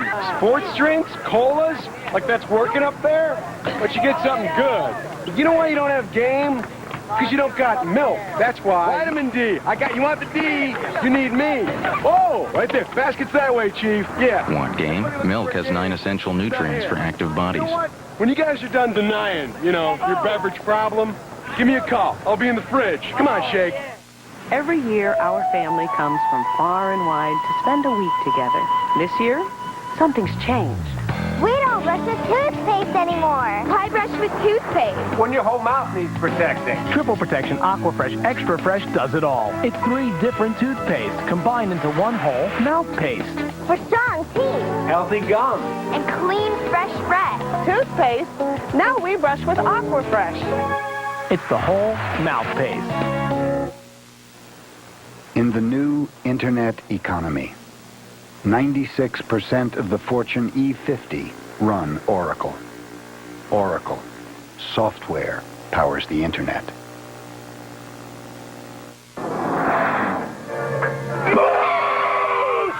Hey, did you get them brakes at Pep Boys? Yeah, I did. I appreciate it. Now get up to $40 back on premium Revestis brake service. Pep Boys, one more reason cars like us, people love us. Only one thing can come between Ally McBeal and her man. How's the sex? I don't care to talk about that. Ooh, that good, huh? Robert Downey Jr. joins the cast of Ally. I should have knocked. Season premiere Monday, October 23rd on Fox. Mike Bordick will lead it off. He came up with the A's in 1990, played for Tony La Russa. Playing against him in this series, here are his thoughts on his former manager. Well, I have incredible respect for him. He's obviously done great things over there this year.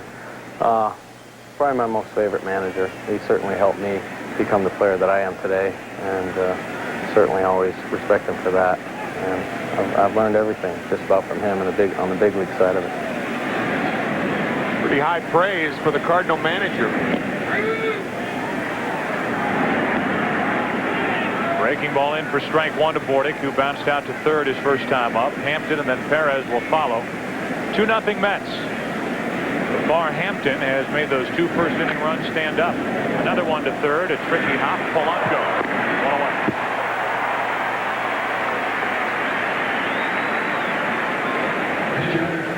not only praise from Mike Bordick to Tony La Russa, but also La Russa to Bordick.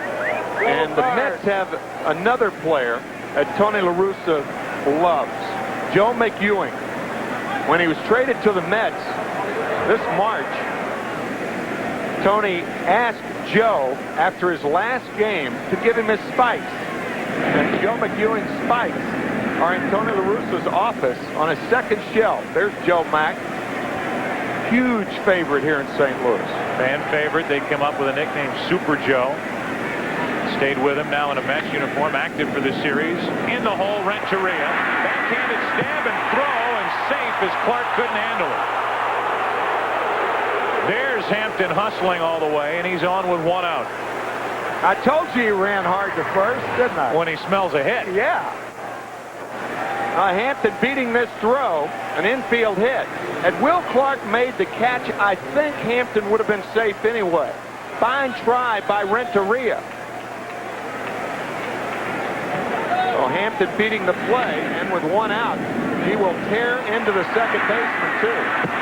Even though he didn't run hard that first time, that was my point. It just takes a while, Joe. I think they might have had him. I think Clark so comes too. Up with it. Yeah. I didn't think so initially, but with that shot, it looked like he would have been out.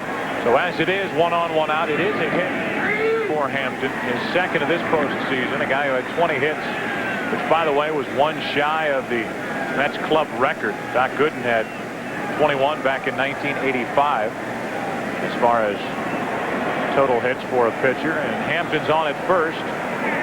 Perez with a count of 0-1.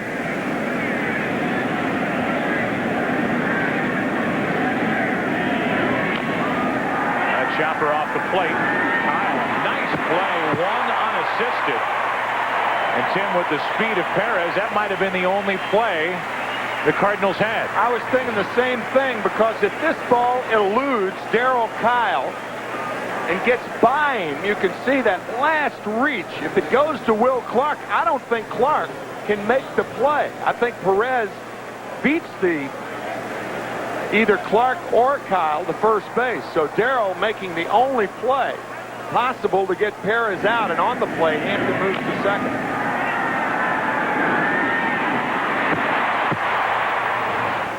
So now a runner at second, 2 out. First base is open. And here is the question that Tony La Russa will be asking himself through this NLCS. Do the Cardinals pitch to Alfonso? Or do they test Piazza? And remember, the monster is out of the cage, according to John Stearns. Piazza waits on deck. Now, you can't afford to pitch around Alfonso. He may end up walking him, but it won't be intentionally. You end up walking Alfonso, and Piazza catches one, you got a 5-0 lead. If Alfonso gets a hit, you're still in the ball game. You got to go right after him right here. Ball 1 inside. Alfonso starting to get headlines in the New York papers, calling him the best baseball player in the city of New York. I don't think I'd argue with that.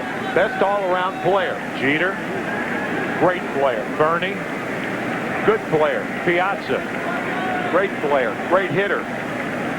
Talking all around now. And nobody does as much as this guy on both sides of the ball in New York City. 1 ball, 1 strike. Runner at second, 2 out, and a 2-0 New York lead in the 5th. And as you mentioned, with those choices, some pretty good competition too.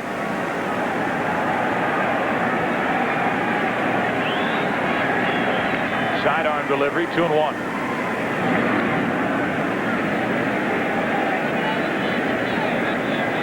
Different look from Kile when he drops down, and something that he does with more regularity, at least he has done the last year and a half. I'm sure he tried everything out in Colorado to try to find an edge. He never had that edge with any sort of regularity. He's behind in the count to Alfonso, 2 balls and a strike. Ripped into left field, he's delivered again. Hampton will cruise around third and score, and it's 3-0 Mets in the 5th.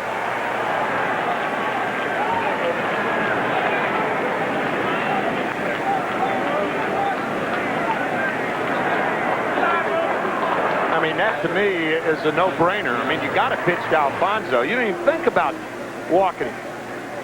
And as we talked about, if you end up walking, pitching around Alfonso and Piazza catches one, it's a 5-run ball game. This guy can flat hit. Credit Hampton beating out that infield single, going to second on the infield out by Perez, and scoring on the RBI single by Alfonso. Now Piazza breaks his bat. Right side for Clark, and the half inning is over.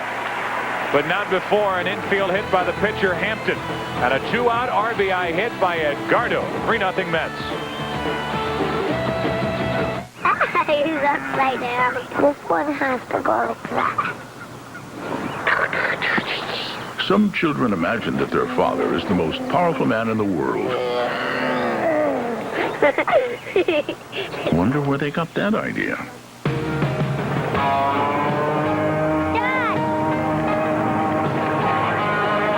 The 300-horsepower Silverado. The truck from Chevrolet.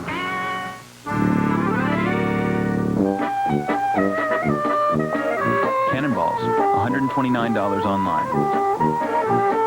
88 hula hoops, $60 online. Elephant shampoo, $42 online. Not having to pay for any weird charges that show up on your bill? Priceless. With MasterCard, you're not responsible for unauthorized purchases on the web or anywhere. There are some things money can't buy. For everything else, there's MasterCard. Give me soybeans. Yeah. Scroll up. Buy it. Buy. Next page. Close that. All right, beautiful. Sell it. All right, highlight 4. Scroll up. Up. The voice-activated wearable computer. Buy it.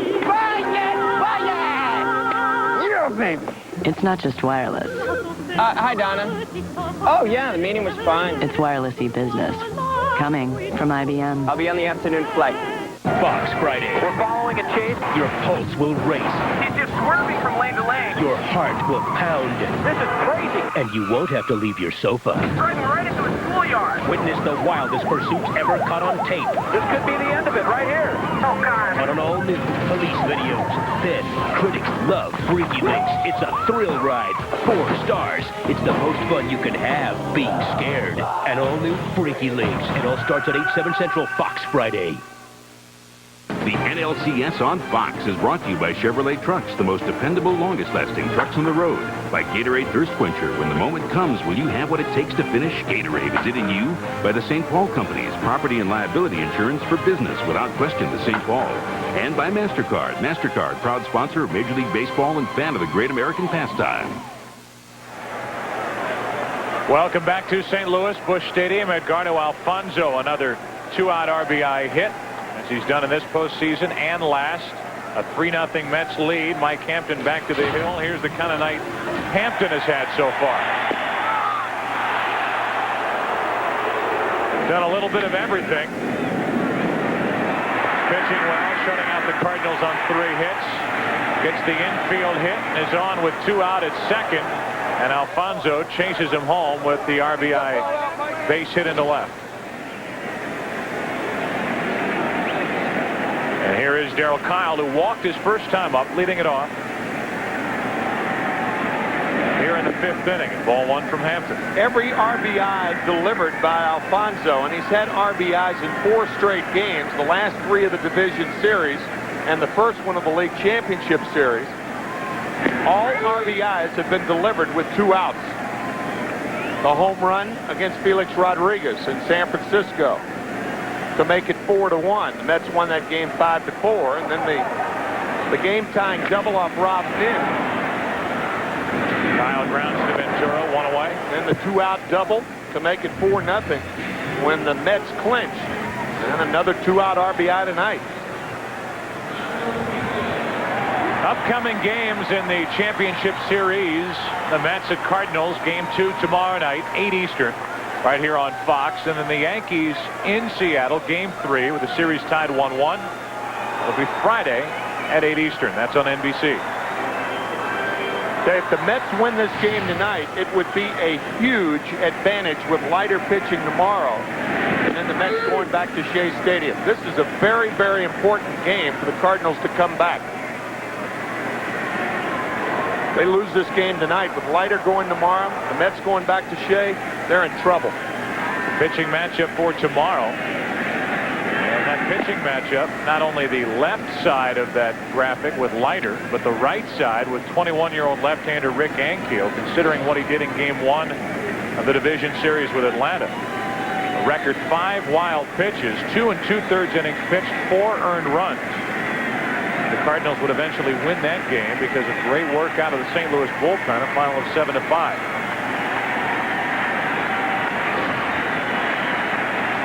One ball, one strike, one out, nobody on.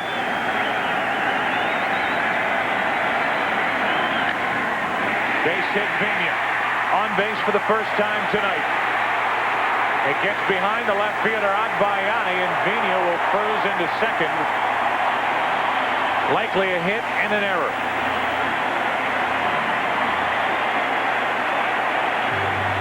Base hit, E7, runner at second, one out.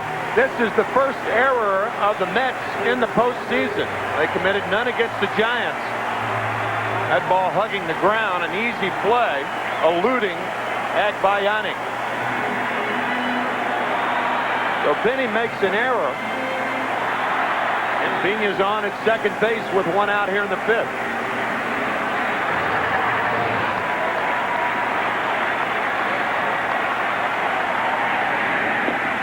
Strike one to Renteria. Well, Tim, you mentioned that ball hugging the ground out there in left field actually made it a tougher play for Benny Agbayani. The way the outfield grass is mowed, the ball will actually snake as it rolls through the patterns out there with a lawnmower, and clearly Agbayani misplayed that ball off the little finger side of his glove. The 0-1 to Renteria. To the left of Portick. 2 out. Nice play by Portick, and the reason it was a nicer play than normal is that he's got the base runner with whom to contend. Not only in fielding the ball, but in throwing the ball. Right here, Vigna going back to the bag. Now after Mike makes the play, he's got to come up and throw because Renteria runs very fast. Vigna ducking, making it a bit easier for him, clearing the path. Now the inning in the lap of Jim Edmonds. Bounced into a force-out single. He drove in 108 runs during the regular season. 7th in the National League with 42 home runs. Strike one over the outside corner. Gives you an idea of how costly that error could have been to the Mets. Otherwise, that ball to Portick, clearly a double play, and the Mets are out of the inning. But the error allowing Vigna to go to second, he's still there. And it gives Edmonds a chance here in the 5th inning. With St. Louis down by 3. Strike two.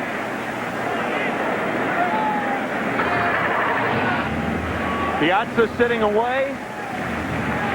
And Hampton continues to pitch Edmonds away. Jim singling the left field his last at bat. Edmonds telling us before the game he wants to say hi to his 2 young daughters watching back in California. Like to put a smile on their faces and the faces of these fans here at Busch Stadium. 3-0. The Mets lead, 5th inning, game 1. Runner at second, 2 out. 1-2 on Edmonds.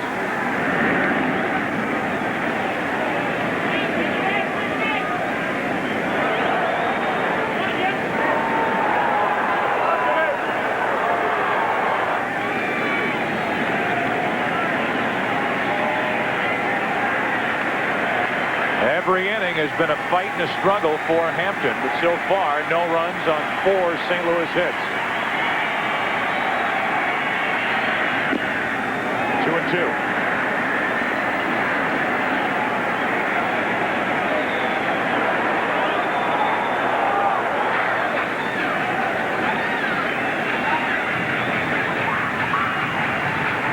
First base open in this situation, but no thought of pitching around Edmonds with Eric Davis on deck. If he bats here in the 5th inning, he'll represent the tying run. It was 0-2. Now it's 2-2.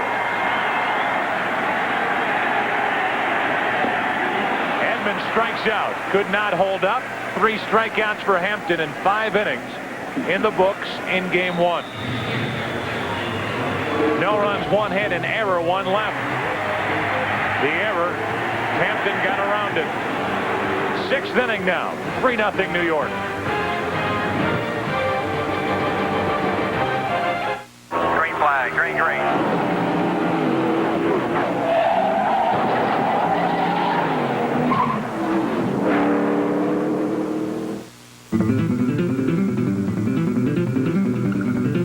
Many cars drive this.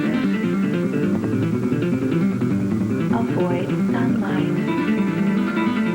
4 days. Take with food.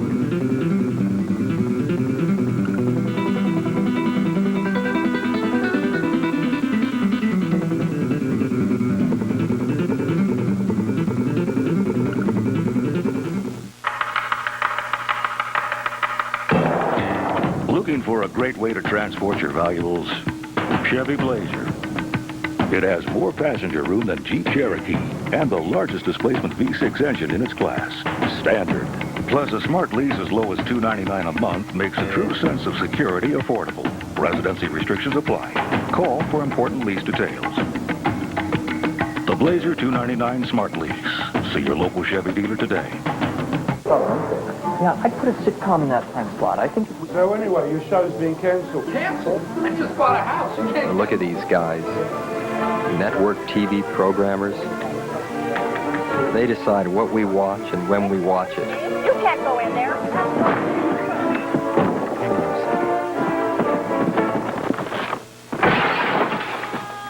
Who needs them? TiVo. TV your way. What's the best part of playing in the Major League? It's standing at the plate in front of a packed house of fans, cheering at the top of their lungs, feeling the electricity in the air, and then coming through in the clutch. It's a magical feeling that's almost impossible to describe.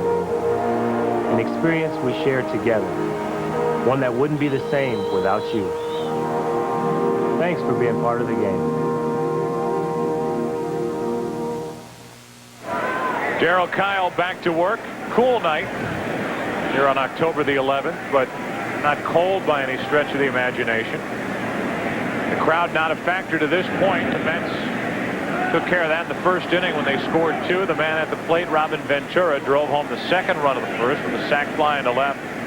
0 for 1 in this game with that RBI, and the 1-0 from Kile. 2 balls, no strikes. Ventura, then Seal, then Agbayani.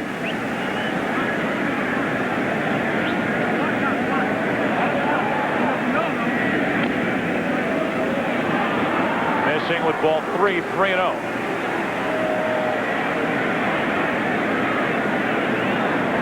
A lot of pacing in that dugout, and some of the Cardinal relievers get up and start to at least move around and get the blood flowing. There's ball 4. A 4-pitch walk, and the second walk handed out by Kile tonight. It starts the 6th inning. Keep in mind that both bullpens were superb during divisional play. Cardinals were 2-0. They allowed only 2 earned runs in 13 2/3 innings. I think Tony La Russa is thinking about his bullpen right now for 2 reasons. Remember, he may try to bring Daryl Kile back to start game 4.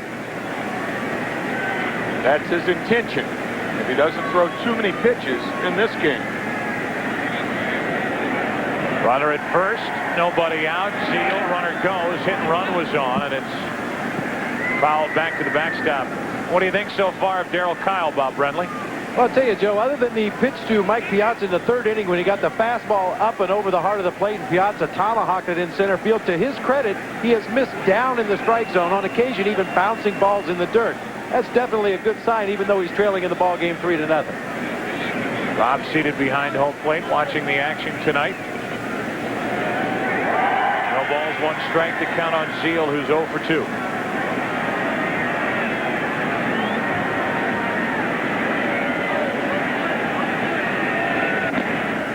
1 ball, 1 strike.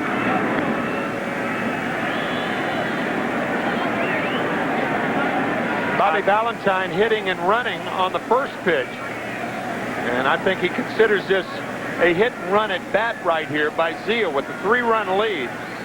It's another way to push Ventura to third in case Zeal can find a hole. They might look for Ventura to be running on this pitch.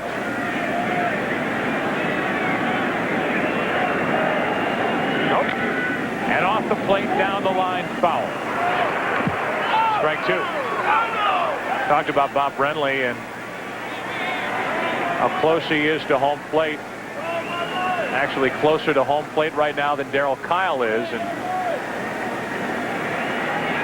he's the handsome guy with a mustache and the tan suit. He's closer to home than Daryl Kile, but farther away than he was during his playing days, right, Robert? Fortunately, yes. I know the feeling. Runner at first with nobody out, a ball and 2 strikes on Zeal. That just missed, 2-2. You can see a flinch from Bruce Friming. Bruce wanted to throw that right arm up, but called it a ball. Watch the right shoulder of Bruce Friming.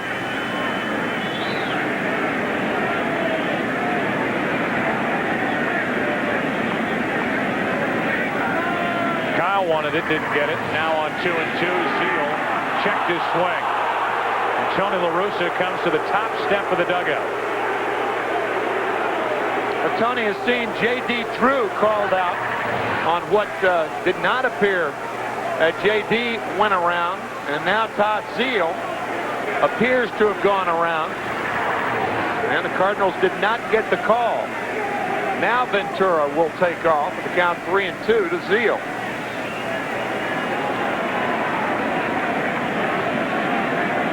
He's at first on the move, and Zeal flies the ball into right for Eric Davis.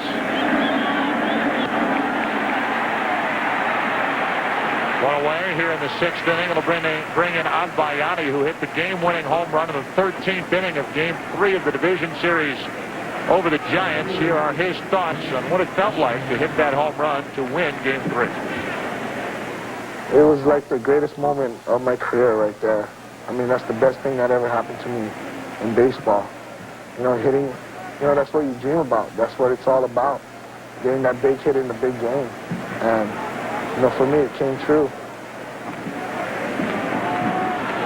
A 5-hour, 22-minute game ended with his swing against Aaron Fultz. And the Giants, a check on the runner, Ventura. He's at first with 1 out now.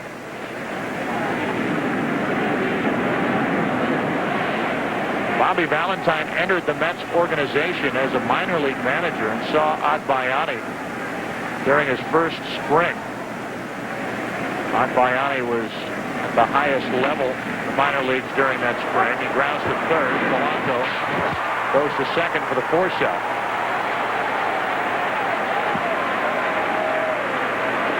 It was that spring that Bobby Valentine realized the potential of Benny Agbayani. He has certainly been in Agbayani's corner over the past couple of years. And along with the obvious feeling of elation with that home run, I'm sure got a special kick out of watching Benny Agbayani, a guy who Valentine has believed in over the years, end that long Game 3. He's at first with 2 out, reaching on the 4-shot. And the batter's Peyton.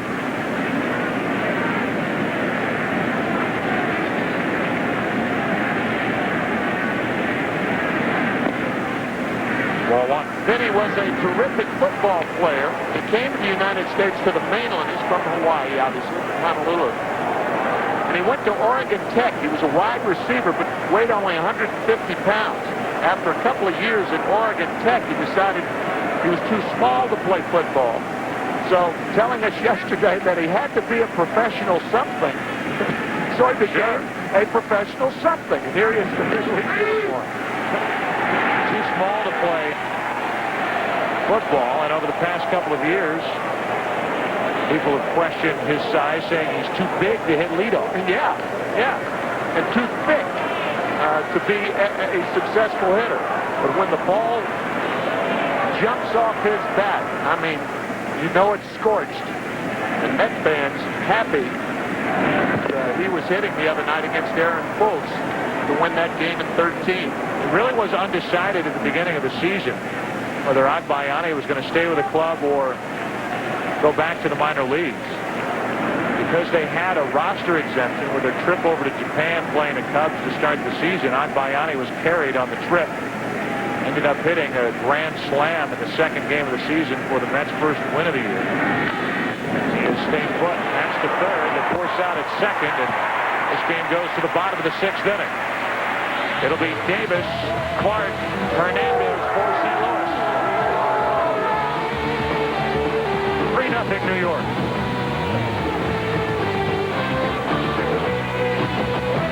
Three, two, one. We are officially open for business.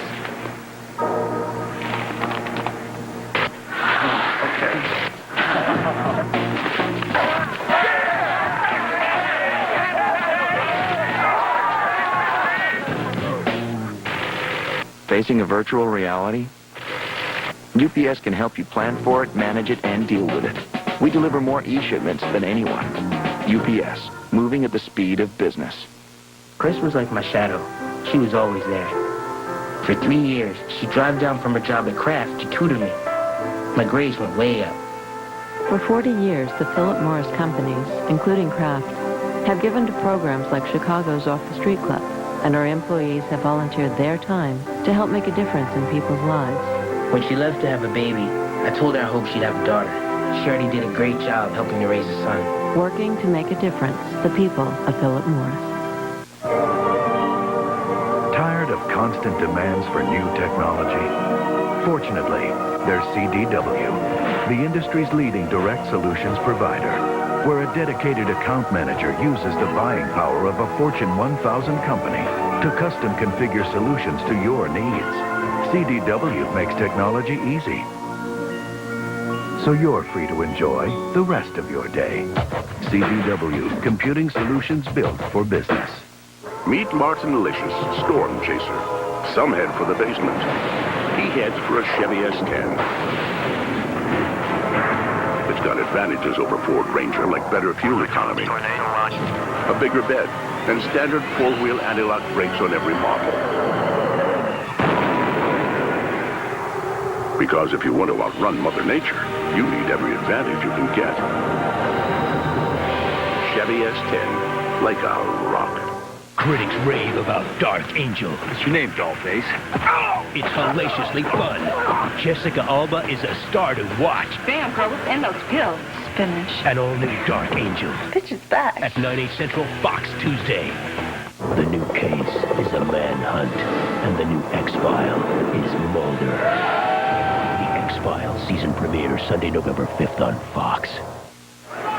Still 3-0 New York. The Cardinals have been shut out on 4 hits. Eric Davis will lead it off. Back in 1990, a member of the Reds. You see a catch from earlier in this game, reminiscent of a catch he made in Game 4. The diving catch out in left field. The ball would pop out of the glove, and Eric Davis was left with a lacerated kidney, and then literally left behind in the Bay Area. After the Reds won Game 4 in that 4-game sweep over Tony La Russa's Oakland A's. Davis 1 out of 3 as he grounds to short to start the bottom of the 6th inning. Marge Schott, the team owner then, would not pay for Eric's transportation, ambulatory transportation back to Cincinnati from Oakland. Eric had to pay for it himself. And obviously that did not bode well for Eric nor anyone else under those circumstances. Embarrassing. Oh, it's terrible. 1 out, nobody on, and Clark takes a strike. Say it again. The St. Louis Cardinals taking on Hampton tonight. The prospects of having to face Leiter tomorrow night with all of that postseason experience, 14 games worth. Taking on the rookie Kile as Clark hits one down the right field line. Falls into the corner fair, and Clark will cruise into second with a 1-out double.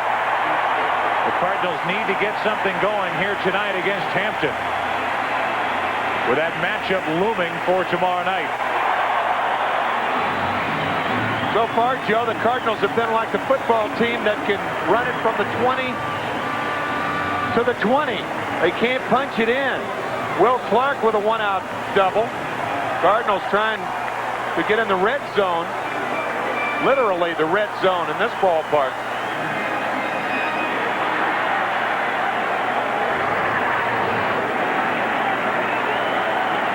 So Clark at second, one out. Here's Carlos Hernandez, and there's ball one. The Cardinals tonight 0 for 5 with runners in scoring position with 2 strikeouts. You know, the one guy that the Cardinals have looming in their dugout, once again, Mark McGuire.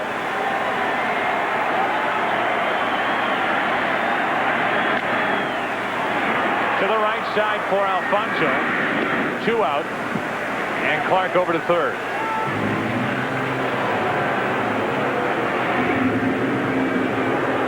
So Carlos Hernandez is 0 for 3, and he has stranded 4 runners on. He's retired, and it's up to the left-handed hitting J.D. Drew. And don't think that Bobby Valentine, now obviously he's not unaware of it. When we went in to meet with Valentine tonight before the game, after meeting with La Russa, Bobby said, "Did he tell you when he was going to use the big guy?" We said, "Nope," because he didn't. On top of that, how unethical would that be of us to go talk to one manager and then go turn around and tell the other manager everything the guy said? Yeah, well, obviously we wouldn't have done that. Tony wouldn't have told us anyway, but I think it was more of a rhetorical question. To the shortstop, Bordick. Drew grounds out, and the Cardinals strand another. They have stranded 7. We're through 6, 3-0 Mets. Back after this from your local Fox station.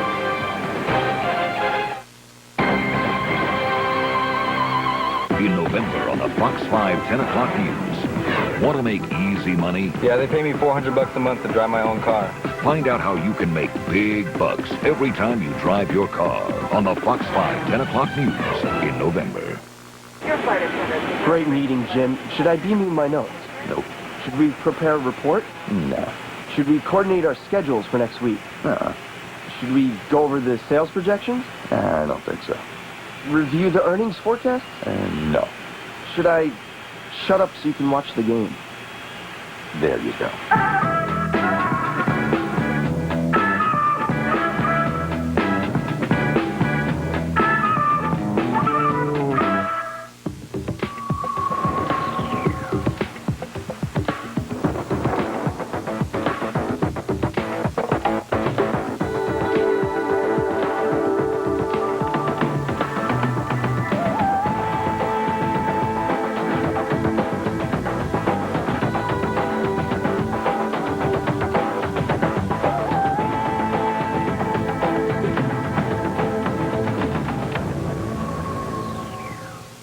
Open a Chase checking account and get frequent flyer miles for everything on your to-do list. Errands that don't seem very rewarding could be earning you Continental One Pass miles.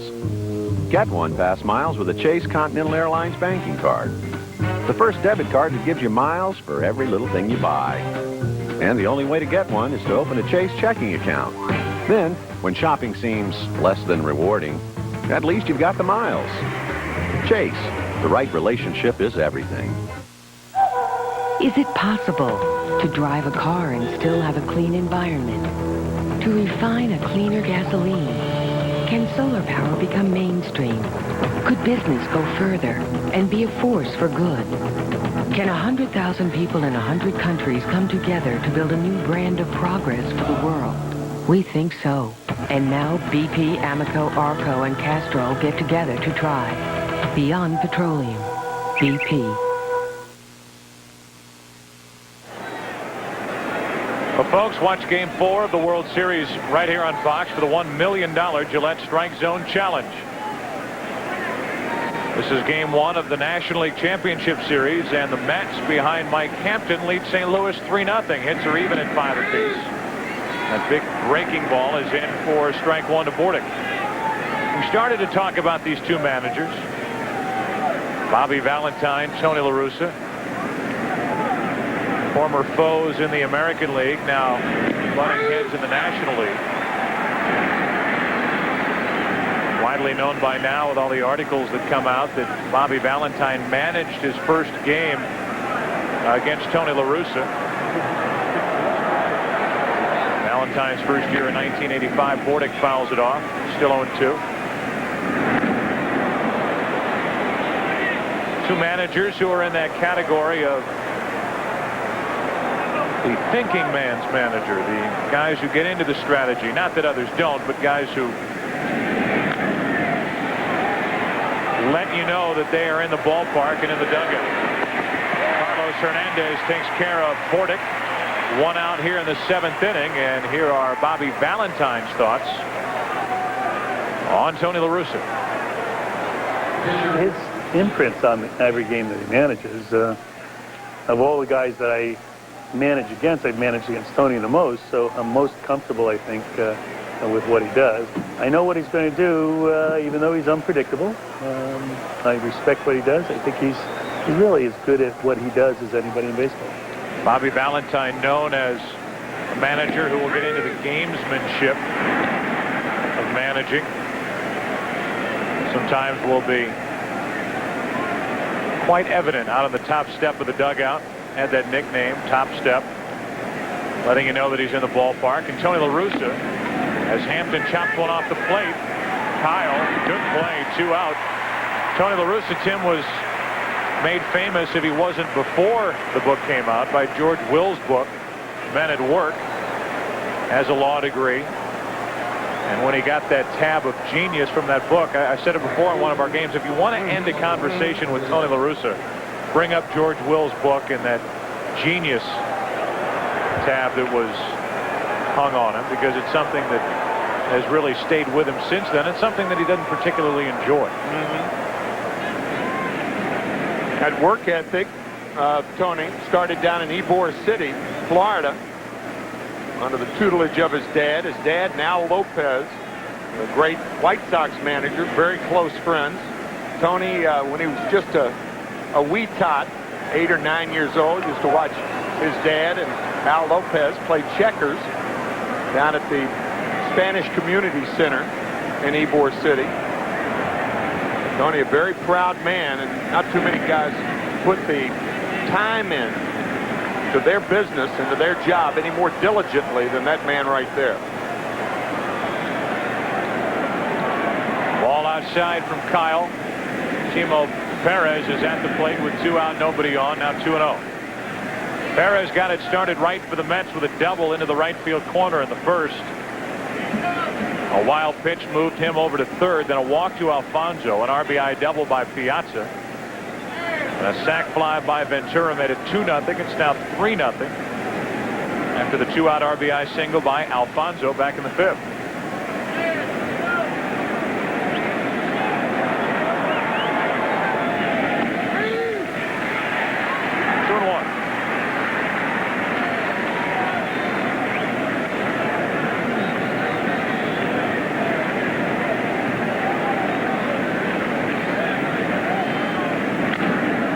Shortstop Renteria takes care of Timo and the Mets in the 7th.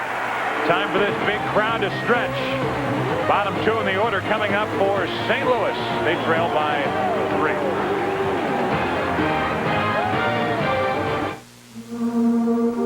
3. Sometimes in life we're given second chances. If you are given a second chance, then you better go for it. I won. I won. I won.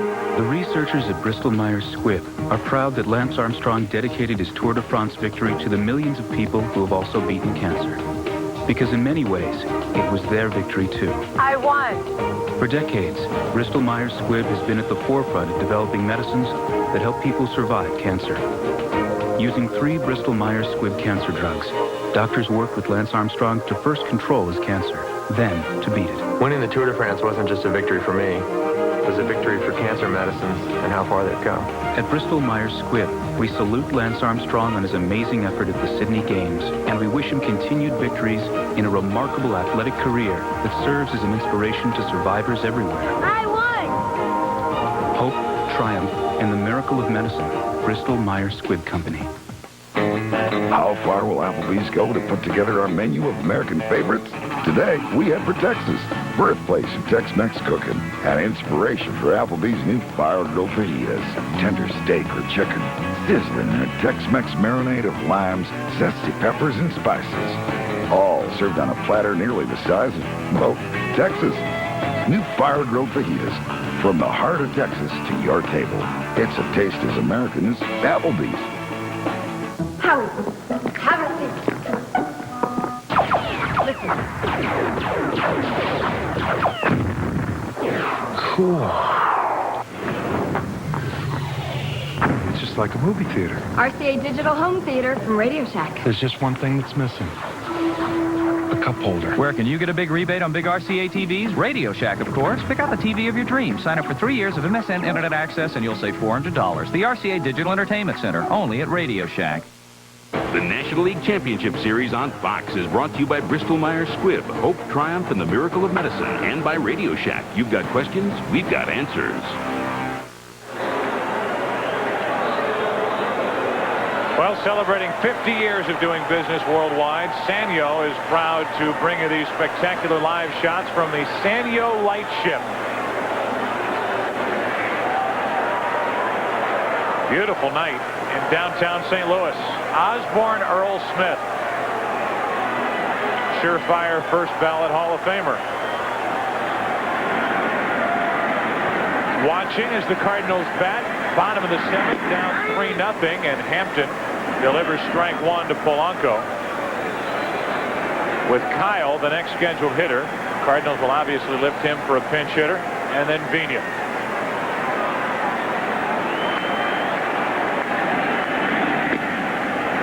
Ball and a strike.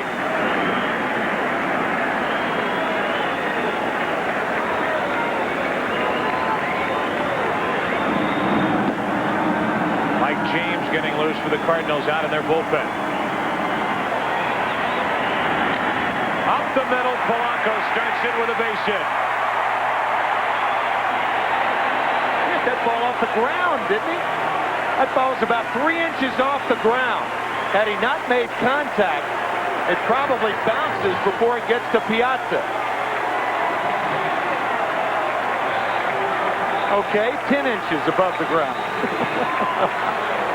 Would you believe? With Don Adams alongside and Bob Brenly down on the field. It's McGuire in the dugout and Tatis at the plate batting for Kile. If it's a 2-run game, Mark McGuire might be in the game right now.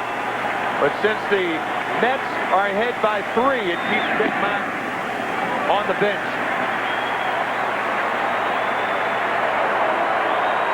Tatis for the season hit 18 home runs, drove in 64.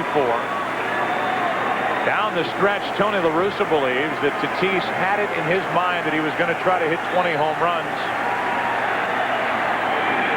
And all he would do is that, take big swings, come up empty, and the count's even here at a ball and a strike. Tatis 6 for his last 46 over the last week and a half of the season. And he missed that ball by a good margin.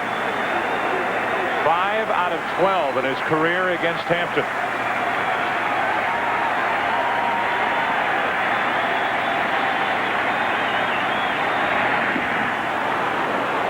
Same pitch, same result, strike 2. As long as you're going to swing like that, there's no way Hampton's going to come inside. Carbon copy of the pitch before. And as you said, Joe, you can see by that Tatis is trying to jerk the ball instead of going with it. Got to adjust your thinking right now. Andy Bennis, perhaps, will be the starter in Game 3 at Shea Stadium.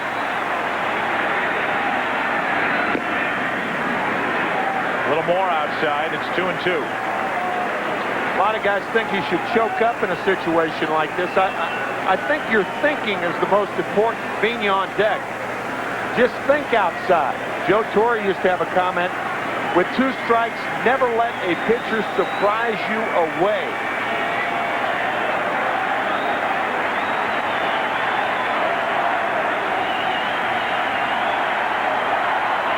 2 balls, 2 strikes on Tatis.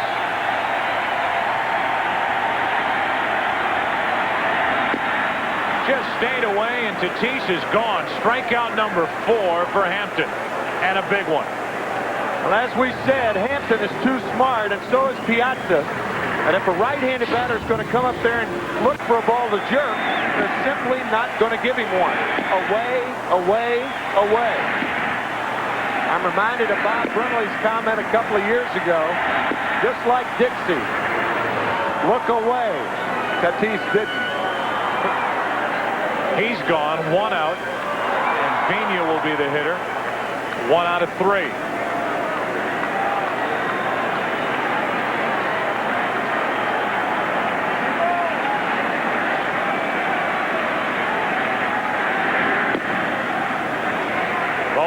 For ball 1. In case you're just joining us, you've missed Tim talking about his foreign policy. I went over my economic plan.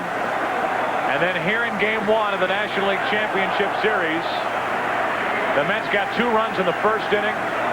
They got run in the 5th inning. They lead 3-0 behind solid, if not spectacular, pitching by Mike Hampton. First inning RBIs by Piazza, who's 2 out of 3 tonight. A sac fly by Ventura, who the Mets hope will come around at the plate. And then who else? A 2-out RBI single by Alfonso in the 5th inning. Joe Buck, Tim McCarver, Bob Brenly with you. The Cardinals have been shut out on 6 hits. A check on Polanco over at first. Bothered, just so you know it, by a strained right hamstring. And that's why Tony La Russa said it is unlikely Polanco will be running tonight. Base to base.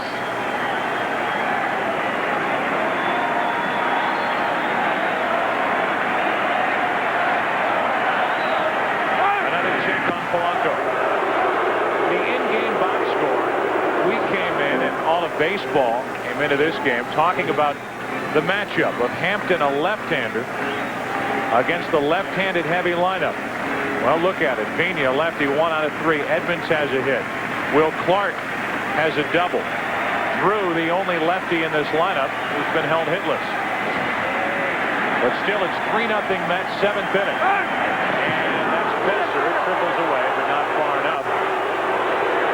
That was a balk right there. Mike Hampton got away with it. He didn't step toward first. A pitcher cannot deliberately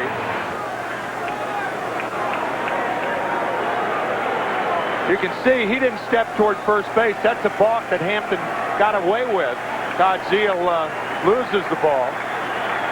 Yeah, you got to step toward first base. Not even close right there.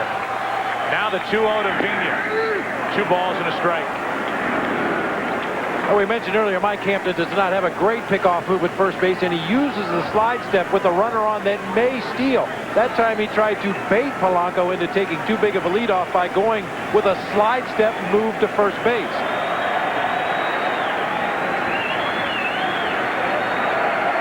Hampton behind on the count to the man at the plate. 2 balls and a strike. Now 3-1 as that misses high.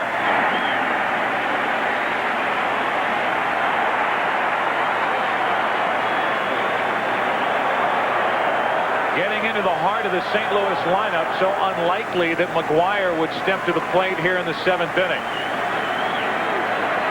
3 balls and 1 strike. Now a full count on Pena, who looked like he was willing to take that 3-1 pitch.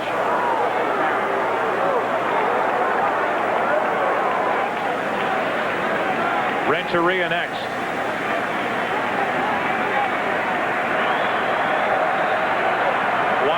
Getting loose. Even though the Cardinals trail by 3, I would imagine Polanco will be off here. Got to make sure Hampton pitches. He doesn't. Pitch, that is, and the throw over to first. Yeah, 3-2 pitch is similar to a hit-and-run play. The runner at first base has to make sure he is not dependent on the jump like he would if he was stealing a base. It's up to the hitter to put the ball in play. Check. Polanco, a little bit of a delay before diving back in. That's another move to first base. that could have been translated as a balk by Hampton. You can see Todd Zeal trying to nudge that right hand off of Polanco.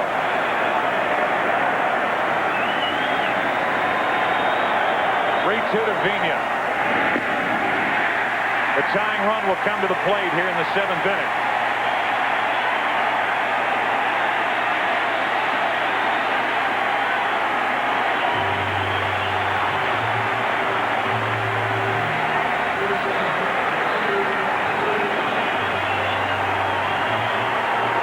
A right-hander Wendell, a lefty Cook, ready in the Mets bullpen. Steve Lyons talked about it during the pregame. Tony La Russa staggering his lineup. Lefty, righty, all the way through. Here comes Dave Wallace, the pitching coach.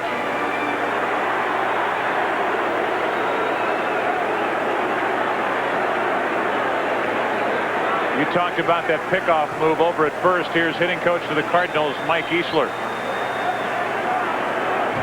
I don't understand the move to first. I don't understand. Look how he's dragging his foot. And just, you know what I mean? Just kind of keeping it low. He doesn't do what he wants to do.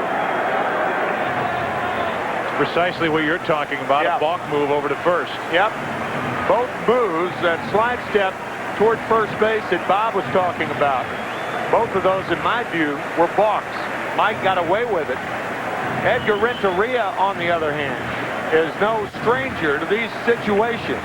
He won the 1997 World Series with a hit back through the middle for the Florida Marlins in 1997 against Cleveland, and Cleveland fans remember it well.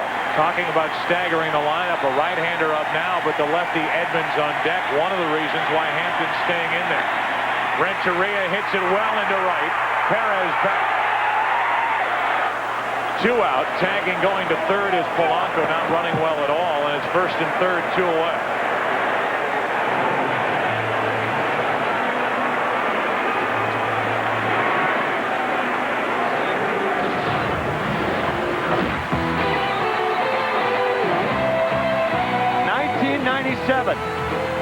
Game-winning hit, World Series winning hit by Renteria as the Marlins won 3-2. The starting pitcher in that game for the Florida Marlins, by the way, Al Leiter. Renteria, even with that experience and that World Series action in '97, just turned 25 years old. Here's Edmonds, first and third, 2 out. Tying run at the plate for St. Louis. Edmonds, 1 out of 3 tonight. Into left center field, well hit. Back is Agbayani at the wall to make the catch. Edmonds came close. Fell about 10 feet short.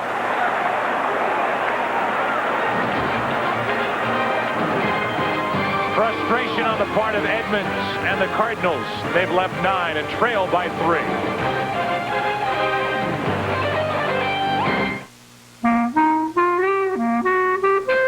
The new economy won't be like the old new economy.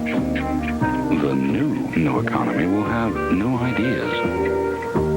Ideas like profitability. With powerful e-business solutions, the new economy will be about how well you run your e-business, not just how well you promote it. SAP. With a 1 to 2 to 4 mix of concrete, increases in bulk 26%. 1 to 2 to 5 increases 18%. 1 to 3 to 5 increases. This is getting pretty heavy. Better lighten things up a bit. There you go, Professor. Now you're cooking. Sometimes the light way is the right way to live the high life.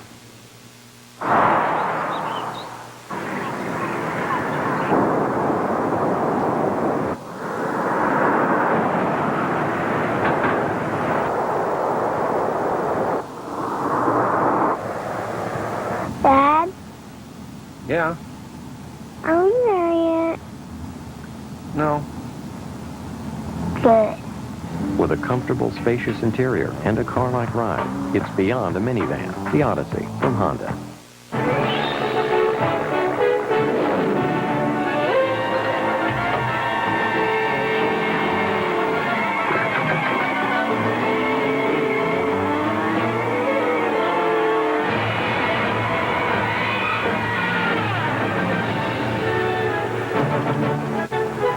Duracell Ultra introduces their most powerful battery ever.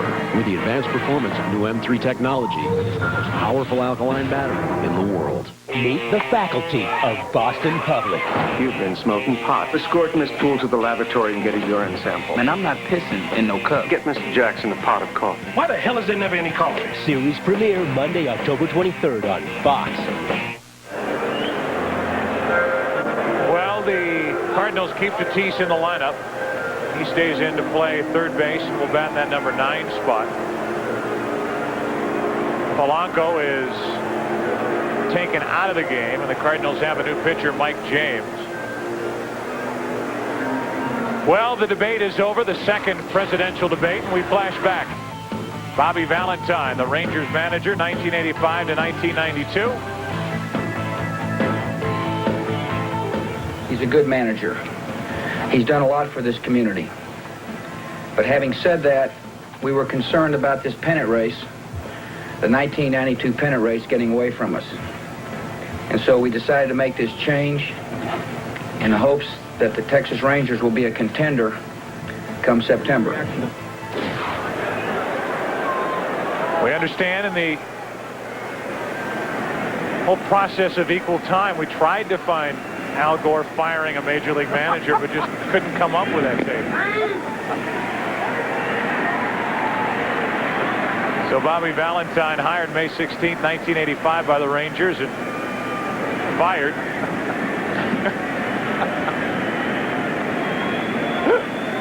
By the managing general partner, George Bush, in July of 92. That's kind of a badge of honor to be fired by a presidential candidate. I think so. I'm sure it's on the resume. I guarantee you. George Bush also kids about being the man in charge and signing off on the trade of Sammy Sosa. As Alfonso is in the hole now, 1-2 facing James. A trade of Sosa from Texas to the White Sox. If he does, if he is voted president in less than a month from now, let's hope he doesn't conduct his foreign policy in that same vein. 1 ball, 2 strikes. Alfonso lines one into right. Eric Davis to his right, one away, and let's go down to Keith Olbermann. Keith. Joe, the videotape of Bobby Valentine's demise in Texas attracted the attention here in the Met dugout of Bobby Valentine, who came over and Keith asked how Olbermann down by the dugout, and evidently some how George Bush did in the audio difficulty. We'll do it in just a moment, and with 1 out, nobody on. Here is Piazza, 2 out of 3, and a strike from James.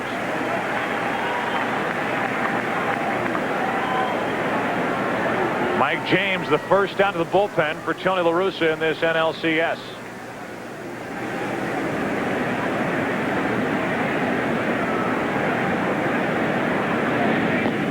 Former setup man for the Angels, setup man for Troy Percival misses. 1 ball, 1 strike. Injured, sat out last year. Walt Jocketty, the general manager of the Cardinals, brought him into town, signed him to a contract. Mike hasn't cut his hair since that day, evidently. And Piazza needs a new bat after that swing. And it's 1-2. That's a real broken bat right there when Cookie Rojas can attempt to field a Mike Piazza ground ball only 94 feet from home plate. Normally, you don't even try to do that. Especially a guy with good hands, long-time Major League infielder. 5 straight All-Star teams when he was with the Kansas City Royals. After coming to the Cardinals in 1970, in the 1969 in the trade that Curt Flood ultimately went to the Supreme Court on 2 years later. 2 balls, 2 strikes. That trade was Cookie Rojas, Richie Allen, and Jerry Johnson for Curt Flood, Byron Brown, Joe Horner, and me. And you. And me. 2 balls, 2 strikes on Piazza. First RBI of this postseason back in the first inning with a double. Just jammed a bit. J.D. Drew waits for it. 2 out. Well, evidently the whole world heard Keith Olbermann, except for Joe and Tim. So here's Keith again. Hi, Keith. Hi, Joe. So this is just for you and Tim and Bob. And of course, we had technical difficulties because I was talking about politics. That's an inside joke. But when you showed that clip of Bobby Valentine and George W. Bush from 1992, it attracted the attention of Bobby Valentine, who came over and asked how his former employer did in the debates. And I didn't have a real answer for him because that's why I left political reporting, and I'm down here in the dugout. Joe? Thank you, Keith. A strike over the outside corner to Ventura. Good to know that Bobby's watching our program.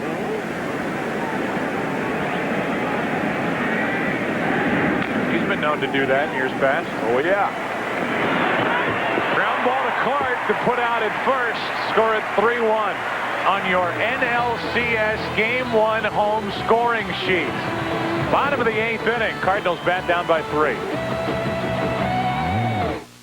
Perhaps your life hasn't been affected by colon cancer, but there's a good chance it will be. That's because colon cancer, the second leading cancer killer in this country, claims 56,000 lives every year. If we spread the word about early detection and raise money for research, we could bring those numbers down. That's why I'm part of the WebMD Rock and Race presented by Aetna US Healthcare, featuring Paul Simon in concert. So join me, get involved, go online, help save lives. Log on to WebMD.com and be a part of the WebMD Rock and Race.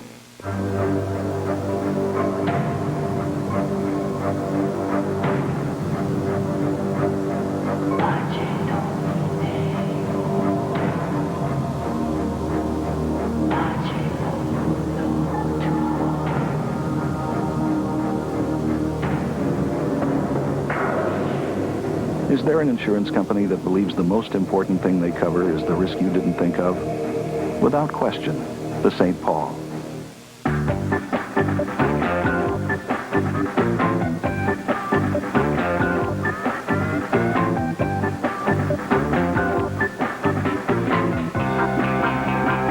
The all-new, responsive Chrysler Sebring Performance Sedan. Proof that it's not the destination. It's the drive. Now lease the Chrysler Sebring LX sedan for $259 a month. I believe in God and the devil. In fact, I know that they exist. Maya Larkin has uncovered an ancient evil. Satan is about to take over the body of a man. You are that man. What? Now, time of transformation is near. She's the only one I'm going in with you. You wouldn't last 5 minutes. who can stop its return. What happened to Winona Ryder. You're about to become the Antichrist. Lost Souls. Rated R. Starts Friday. This fall, Robert Downey Jr. joins the cast of Ally McBeal. I should have knocked. The new season begins Monday, October 23rd on Fox. The National League Championship Series on Fox is brought to you by Chrysler. We're reinventing the passion for driving. By Merrill Lynch, be smart, be confident, be bullish. By Bud Light, for the great taste that won't fill you up and never let you down, make it a Bud Light. And by IBM, taking e-business and your business to the next level. Sanyo and the crew of the Sanyo Lightship are proud to be a part of Fox's Major League Baseball coverage of the National League Championship Series. Thanks to Sanyo for joining us here tonight. Pitching change. Mike Hampton is finished. He went 7. Did everything he could. No runs, 6 hits, 3 walks, 4 strikeouts, a wild pitch. And it gives way to John Franco. Oh, what a job by Mike Hampton as Franco enters the game to perhaps set it up for Armando Benitez. That's what Bobby Valentine told us before the game. But think about the job Hampton did. St. Louis Cardinals scored 24 runs against the Atlanta Braves and their vaunted pitching staff in 3 games, Maddox, Glavine, and Millwood. And Hampton comes in the Cardinals' own backyard and shuts them down for 7 innings. Great job. Mets pitching is not allowed to run in the last 25 innings. A great relief work in Game 3, and then arguably the best postseason start in Mets history by Bobby Jones in Game 4. 2 balls, no strikes, now 2-1. That start rivaling John Matlack's start in the LCS back in '73, a 5-0 win over Cincinnati. 2 balls and a strike on Davis. Clark next, and then Carlos Hernandez, the scheduled hitter. 2-2. What you just saw was the odd way that John Franco holds his changeup. The ring finger and the middle finger draped over the ball. Right there. Some pitchers refer to it as a circle change, but you can see the pinky of John Franco. It's guided by it's such an odd pitch, and one of the reasons it makes it so effective, it's guided by the middle finger and the ring finger. He grew up in Brooklyn. He deals on 2-2, and he got Davis over the inside corner, 1 away. Second time tonight, Davis has been caught looking on an inside delivery from a left-hander, and he says a few things to Fremming on his way back to the dugout. Very looking away, and when you're looking away, you have a tendency to back away from that inside fastball. You don't get a good look at it. The season series between the Mets and the Cardinals were all 3-game sweeps. The first 2 by the Mets over the Cardinals, then September 1, 2, and 3 by the Cardinals over New York. John Franco was not a part of that last series with a muscle pull on his side as you look at McGuire getting ready down the steps in the dugout. But by not having Franco in what was a real tight series with the Cardinals, all 3 games won in dramatic fashion in their final at-bats, the Mets were without one of the best left-handers to come out of any bullpen, at least in the late innings, ever. This guy's the all-time save leader among left-handers. The 1-1. Strike 2. 420 saves, second only to Lee Smith. Well, that was a dramatic series. Cardinals winning every game, and their last at bat, 2 walk-off home runs by Jim Edmonds. I think you can look for McGuire if the Cardinals get 2 on. Clark lines 1 to center for Payton. The first 2 Cardinals are gone here in the 8th inning. Division series, Game 2, Bonds up. He was the winning run at the plate, tying run on in the 10th inning, and Franco struck him out on a 3-2 changeup to end the game. And then in Game 3, he took care of Bonds again.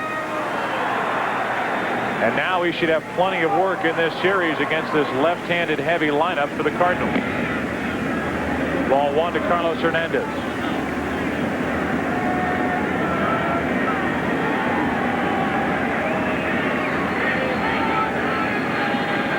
Look for Eli Marrero to be behind the plate tomorrow night with Ankiel pitching. Hernandez on with a 2-out single. 1 out of 4 tonight.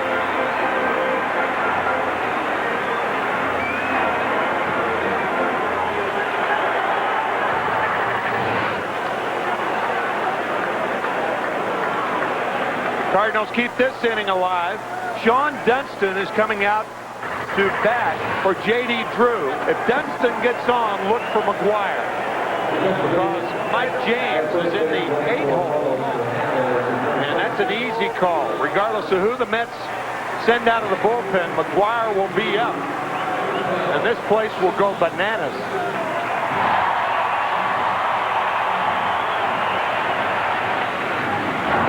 why Benitez is warming right now to face Mark McGwire, not Sean Dunston.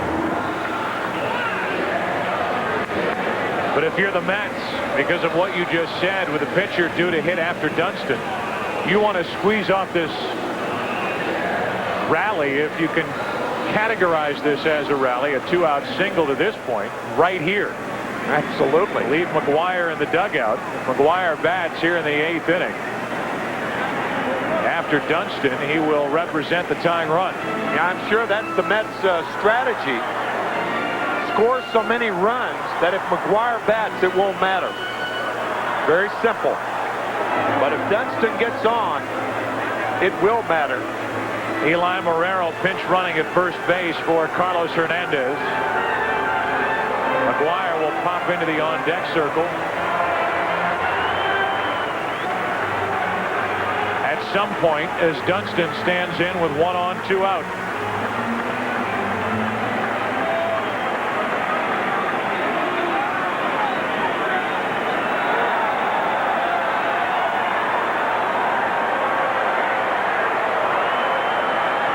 Brooklyn against Brooklyn. Franco against Dunston, who was 3 out of 33 as a pinch hitter this season. Strike 1.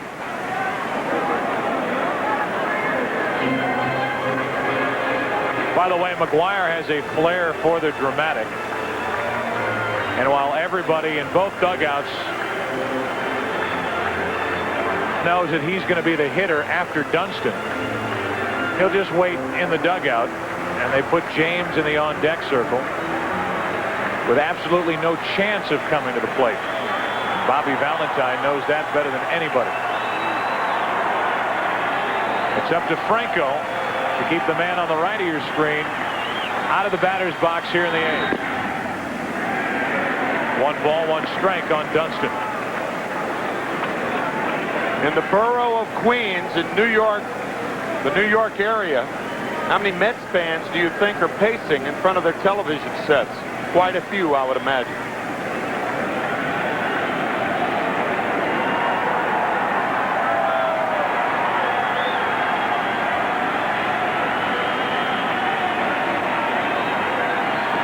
And then there's him with Tim Tuffle's old jersey on in the far reaches of Busch Stadium. 1 ball, 1 strike on Dunston.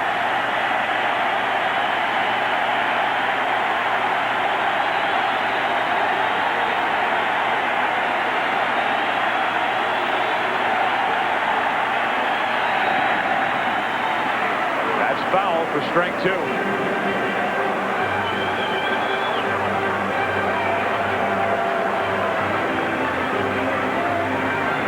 The Mets have a guy over at third base who handles that particular play about as well as anybody. I know on your list, Brocious is at the top, but if he's 1, Ventura's 1A. Scott Brocious is the best barehanded pickup third baseman I've ever seen. And Ventura's a close second.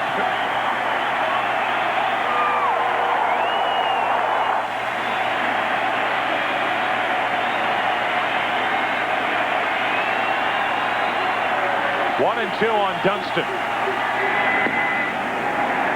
2 and 2.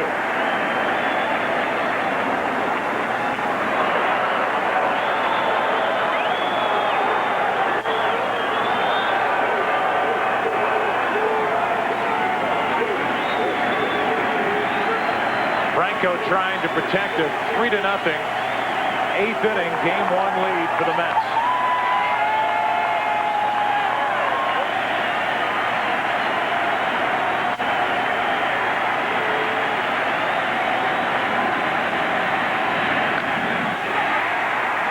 Left on Bayani there, and Franco does the job in the 8th. Game 1 goes to the 9th inning, and the Mets hanging on to their 3-0 lead.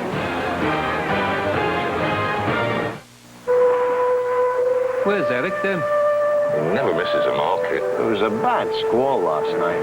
Maybe he ran up on some rocks. Maybe he was swept overboard. Maybe he drowned. Or sharks. Maybe he already sold his catch online from the boat. Sharks. Now you can sell anything from anywhere. Wireless e-business from IBM.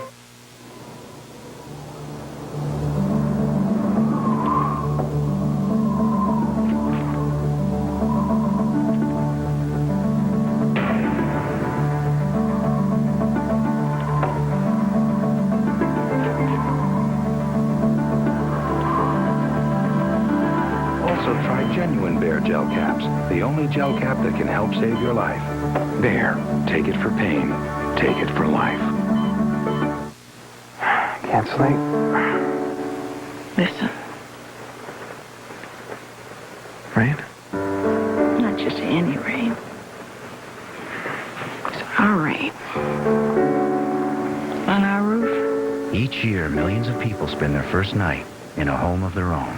Think it'll rain all night? I hope so. Call the Fannie Mae Foundation for a free guide to help put you on the path to home ownership and for a list of lenders and credit counselors. Come on.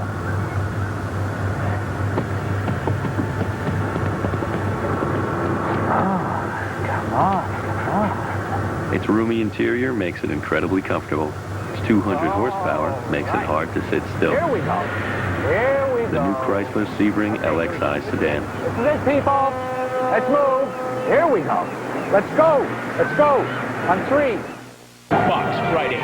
Your pulse will race. This is crazy. Your heart will pound. Driving right into a schoolyard. And you won't have to leave your sofa. This could be the end of it right here. Oh, God. All new police video at 8/7 Central Fox Friday. This is why it, for the most part, is predetermined who we are going to root for as adults. That young lady had very little choice, if any. With her McGuire jersey on, McGuire was left in the dugout. Take a look at the SAP game summary. Mike Piazza, an RBI double in the first inning. It was followed by a sac fly by Ventura, 2-0 lead until Edgardo Alfonso drove home a run with a single in the 5th inning, making it 3-0. And with runners in scoring position, as Tim clears his telestrator so I can read it, the Mets are 2 out of 4 and the Cardinals 0 for 9.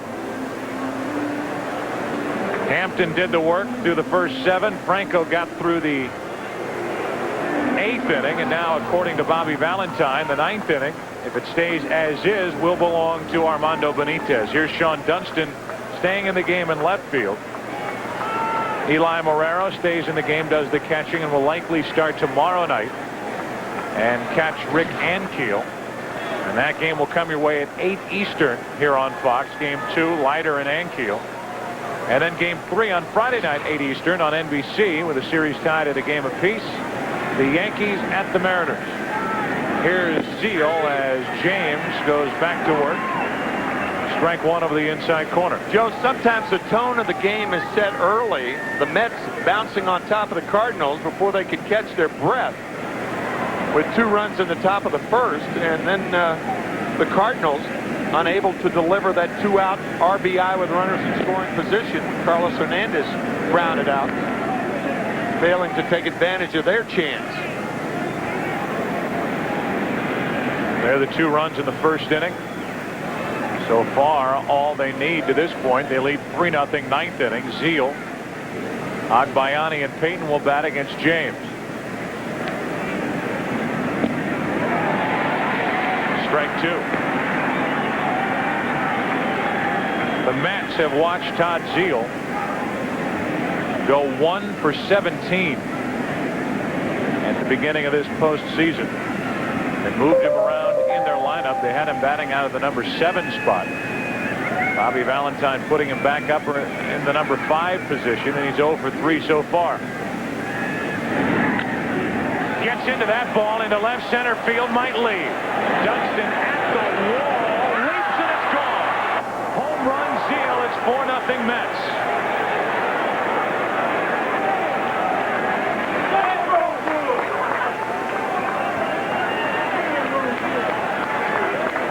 With Hampton admiring that blast by Zeal. The guy who cut his teeth in the Cardinal organization just sinks his teeth into the Cardinal organization with a 9th inning leadoff home run. That ball down and in, the most dangerous area right there for a right-hander or a left-handed hitter. Sean Dunston wants to jump, just eluding the glove as the Mets get their 4th run.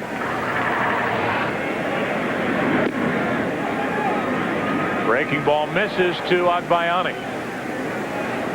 Benny 0 for 3 in this game. The bottom part of the order, from 5 down prior to that home run, had been held hitless with the exception of an infield hit by Hampton back in the 5th. 2 balls, no strikes on Agbayani.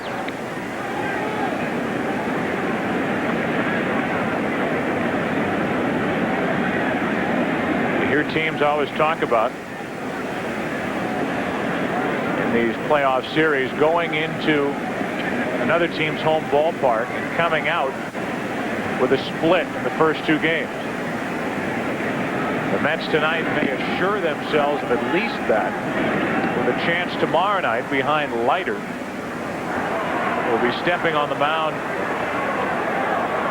for the 15th time in his career during the postseason, taking on a 21-year-old left-hander, Rick Ankiel, in Game 2.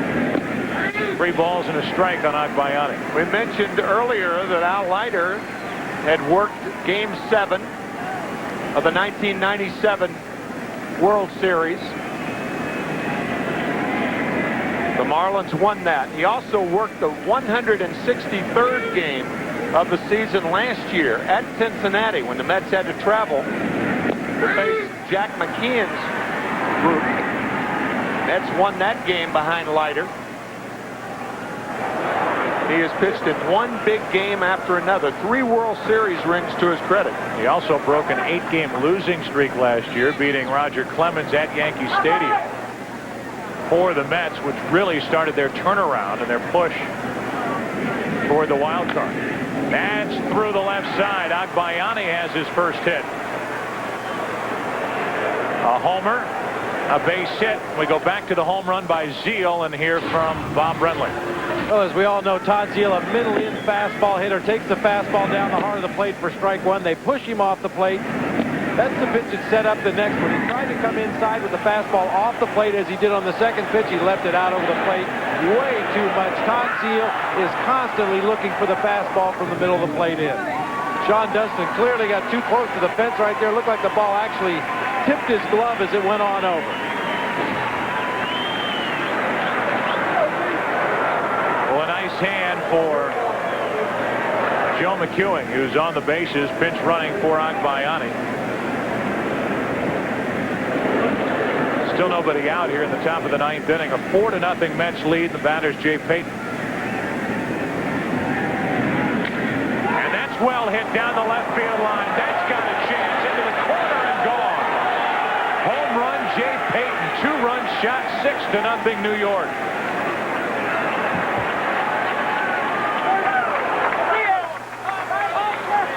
Well, the other team from New York, the Yankees, had a 7-run 8th inning explosion in Game 2 earlier today at Yankee Stadium, and here in Game 1, the Mets have broken it open here in the top of the 9th inning. There is no pitch from any pitcher that screams to hit me like a flat slider. Watch this slider just flatten out. It's almost like it's on a tee. And Jay Payton, with 17 home runs during the regular season, gets his first in postseason play.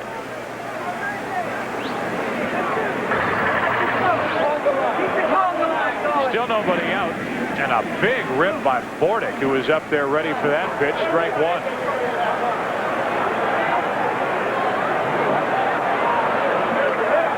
Although it's too late to add votes for Jay Payton. Last 4 LCS games, the Cardinals have been pounded on, and that takes into account that 1996 LCS when they were up 3-1 and lost 3 in a row to the Atlanta Braves. pile these 6 runs on top of it. Under Tony La Russa, it's been ugly the last 4 NLCS games. 1 ball, 1 strike. Bordick waits. And that hit Bordick on the hand.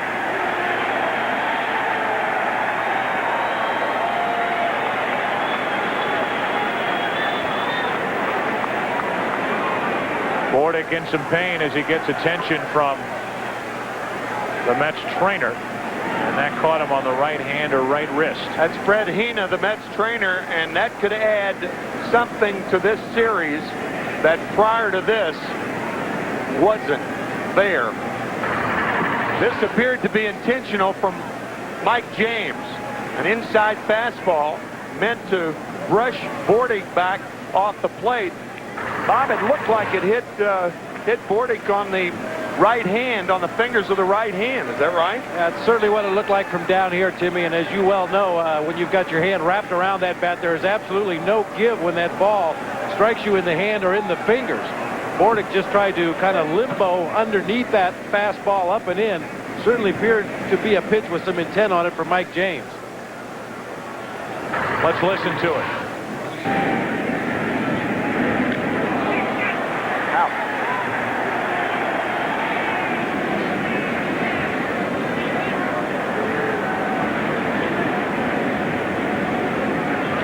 That ugly thud pressing the finger against the bat. And the Mets obviously are hoping that Mike Bordick is all right, because if he isn't, there could be no replacement. And that would obviously hurt New York. So Bordick with a glance over at that Cardinal dugout. We already detailed the relationship between Tony La Russa and Mike Bordick. If indeed that was the case, a message was sent by James. Bordick was on the bad end of it.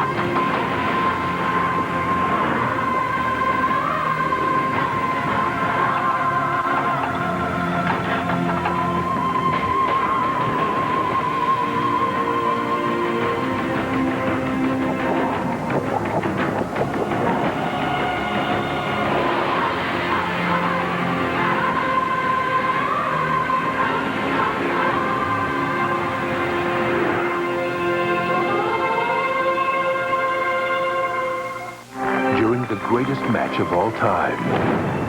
What was it, Adele? What did you like about us? One man changed the rules of the game forever. There's a perfect shot out there trying to find each and every one of them.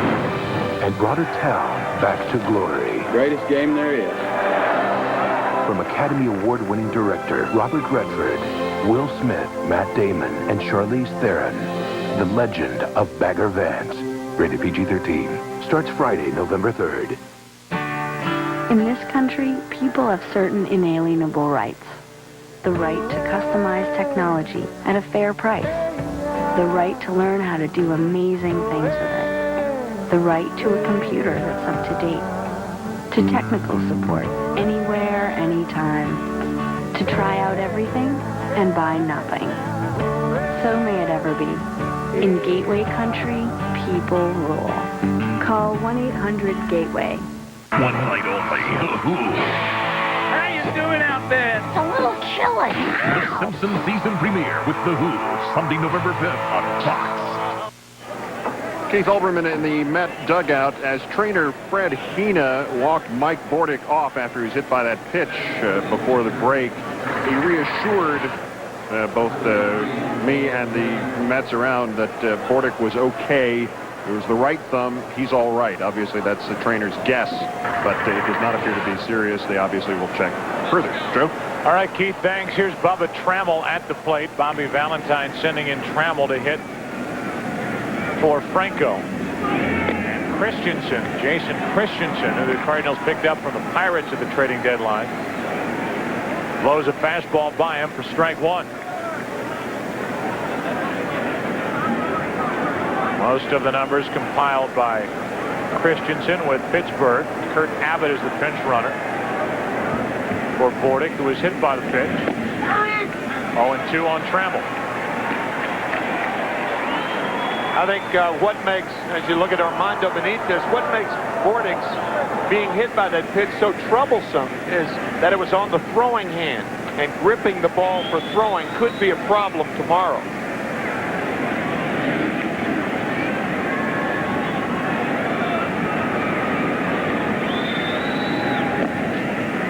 A ball and 2 strikes. We'll have some interviews after the game, and then coming up after the game, the late local news, except on the West Coast. Perez waiting on deck. 1 on, nobody out. Long top of the 9th inning for the Mets, and they lead by 6. Trammell is gone, 1 away.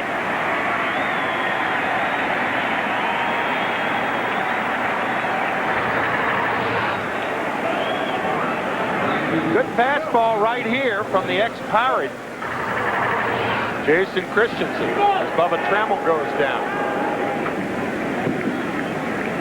Gene Michael, probably the most respected scout in the Yankee organization, there with the glasses on. 1 on, 1 out for Perez, who is 1 out of 4. Strike 1. Timo back in the first inning, doubled into the right field corner, moved to third on a wild pitch, and scored easily on an RBI double by Piazza.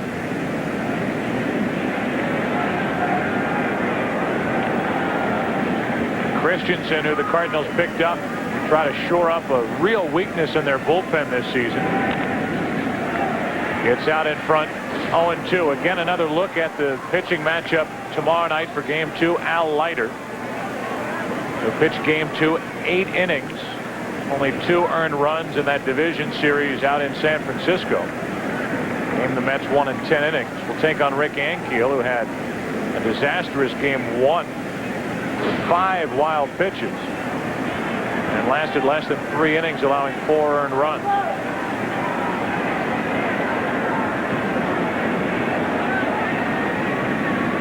One on, 1 out, the 0-2 pitch. 1-2. In the opening, I said that I thought Al Leiter should have started tonight. With that in mind, with the excellent job that Mike Hampton did, Al obviously not starting, but starting tomorrow night, I think this gives the Mets a huge advantage, perhaps going into Shea Stadium. Off Christensen's glove to the shortstop Renneria. Everybody stretching all over the place, and the double play. 1-6-3 to send this game into the bottom of the 9th inning. 2 home runs in the inning. The ex-Cardinals seal. And the 27-year-old rookie Peyton, after 8.5, 6-0 Mets. Great swing, Mr. Jordan. Reminds me of Derek Jeter. What? Derek Sanderson Jeter, the king of New York. I'll show you what I mean. 0 for 4, he goes to the batting cages. 4 for 4, he goes to the cage. Curveball, slider, you name it. He can do it all. Kind of like you, Mr. Jordan. MJ, DJ, woo! And he's drinking your stuff, too. Gatorade, for that deep down body thirst. Yeah! Can I have my 3-iron, please? Yeah. I could totally fix this. A typical day for the IT manager. Everyone wants everything now. Luckily, CDW, your direct solutions provider, can custom configure computing solutions from 50,000 top-name products. Like the compact ProLiant DL360 1U server with superior Pentium 3 performance and compact slim space-saving design, CDW will never leave you hanging. Compact and CDW, the smart call for business. Finally, this cold season, for all you stuffy nose snifflers, for all you scratchy sore throat sufferers, here's a great new way to break up your cold. Introducing 2 new flavors from Alka-Seltzer Plus, Orange Zest and Cherry Burst. The only cold medicine with effervescent power to quickly break up your worst cold symptoms. So you can get on with life. Alka-Seltzer Plus, Orange Zest and Cherry Burst. 2 great new ways to break up your cold. If you thought being a student was hard, He failed because you didn't like his answers. try being a teacher. She gave my boy an F. Because he thought Lincoln was a log, Washington was a redskin, and Hamilton was what was Hamilton? A blender. The Emmy-winning creator of Ally McBeal and The Practice takes you back to school. Miss Suter, you finished number 1 in the poll. What poll? Which teacher the male students want to sleep with most? Oh, how nice. You were 7th. What, 7th? Boston Public premieres Monday, October 23rd at 8/7 Central on Fox. Well, in the category of, in case you're wondering, the Cardinals, the most runs scored in an inning this season, 8, May 9th against the Giants. They trail by 6 going into the bottom of the 9th inning. And they will deal with Armando Benitez, 3rd pitcher of the night. Can't do any better than Hampton and Franco, and those 2 have shut out the Cardinals on 7 hits. LCS fact, team winning game 1 has won 40 of the 60 series. In the National League, game 1 winner has won the last 7 series. Langford will lead it off and bat for Christensen. Joe McEwing stays in the game. He's now in left field as Langford takes ball 1. Not to belabor that, Joe, but that is particularly salient since the Mets are beating the Cardinals here in St. Louis with this great crowd. The way the Cardinals just pummeled the Atlanta Braves, scoring 24 runs in 3 games, and none here tonight. Langford rips one into right field. That ball will go all the way to the wall, and Ray Langford with a pinch hit double.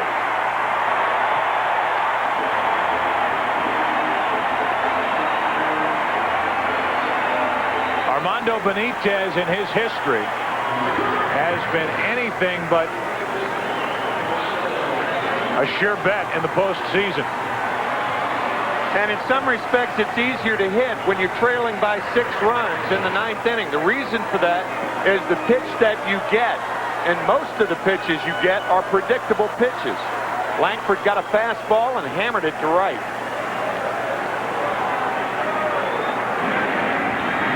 Tatis takes ball 1 up and in. In this postseason alone, if you look at his career numbers in the postseason, 7 home runs in only 22 games. One of the 7, the game-tying home run by J.T. Snow in Game 2 in San Francisco, the 3-run shot. 2-0. Tatis should take here. Cardinals trailing by 6. Give Benitez a chance to get wild.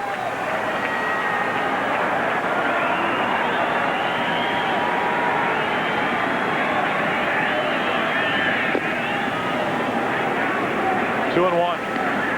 Guys who played in your era say that's one of the most frustrating aspects to today's game. Down by 6, swinging at 2-0 pitch. That makes no sense whatsoever. And it's hard to convince today's players that it does make sense. Now 2-2. Trailing by 6, Benitez throws the first 2 pitches for balls. And here you are leaving your feet trying to hit a 2-run home run. And again, that's what Tony La Russa was saying earlier. One of the reasons he didn't start tonight. That's the approach he's been taking. He struck out once already back in the 7th inning. The count remains 2-2.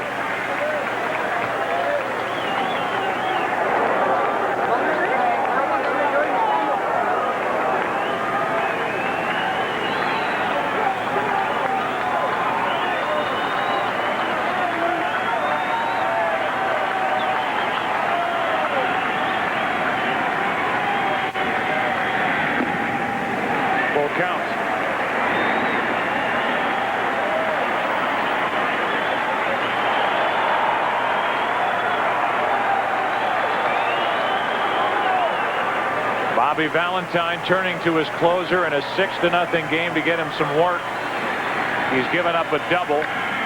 Now Tatis Gets under one and flies it to left for McEwing. 1 out. Langford draws a throw, and he's back to second.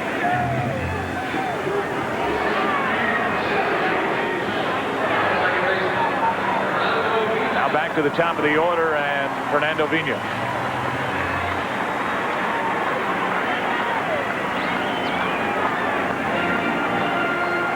Vina has not attempted to bunt tonight. This would be a good time to do it since the Cardinals need base runners.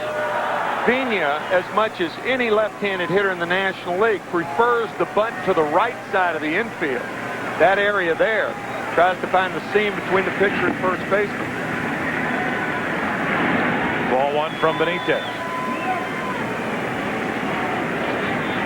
Vina, who won a game earlier this season, a 9th inning hit Saturday, September 2nd against Benitez. Little squibber down the third baseline is up on the count here, 2-0. You'll see him take not only 1-0, but almost assuredly this 2-0 pitch.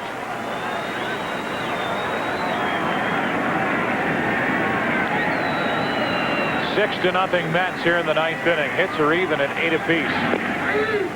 Taking a strike. It's 2-1.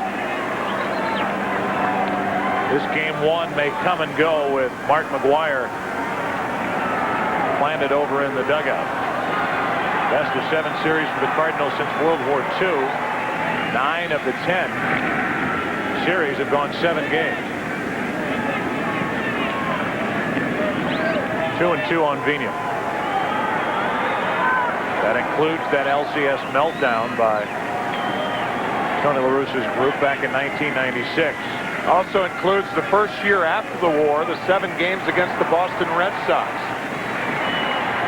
Enos Slaughter scoring the winning run in Game 7 on the double by Harry Walker. Vina hits the ball into right. Perez coming to get it. 2 out. Langford stays put. And the Cardinals are down to their final out here in the 9th inning. And this could wrap up a long but a fruitful day for the 2 baseball teams out of New York. The Yankees coming off the mat for 7 runs in the 8th inning to beat the Mariners 7-1 to split the first 2 games of that best of 7 series, with Game 3 coming on Friday night.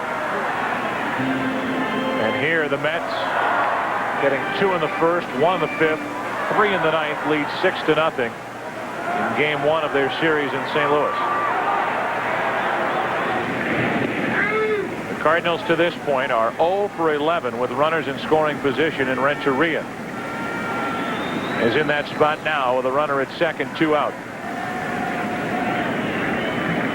1 out of 4 on the night.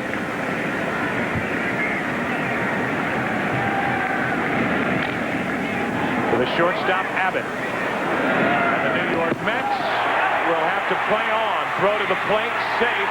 Langford running all the way. Makes it a 6-1 game. No shutout as Zeal couldn't hang on at first. No Bordick. It was Abbott. Low throw, and Zeal could not keep it in the glove. And Mike Piazza looks hurt. It looks like he may have sprained his right ankle. This is a ball that should have been caught. Surprise, Zeal is throwing home. And it looked like Piazza may have stumbled on the bat. Another look. Nope, the bat was nowhere to be seen, but perhaps in crossing over. It appears to be an error on Zeal. So an unearned run.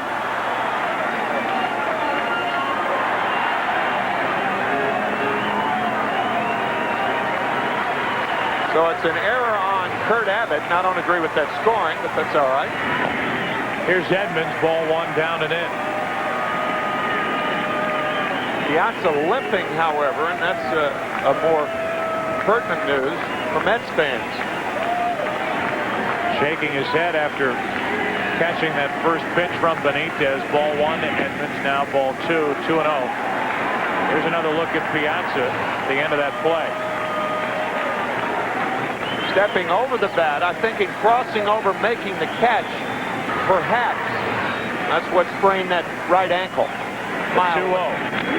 Edmonds hits it hard into right. Perez coming, can't get it. It's past him all the way to the wall. Renteria will score. Edmonds will at least take third. He's there with 2 out, and it's a 6-2 Mets lead.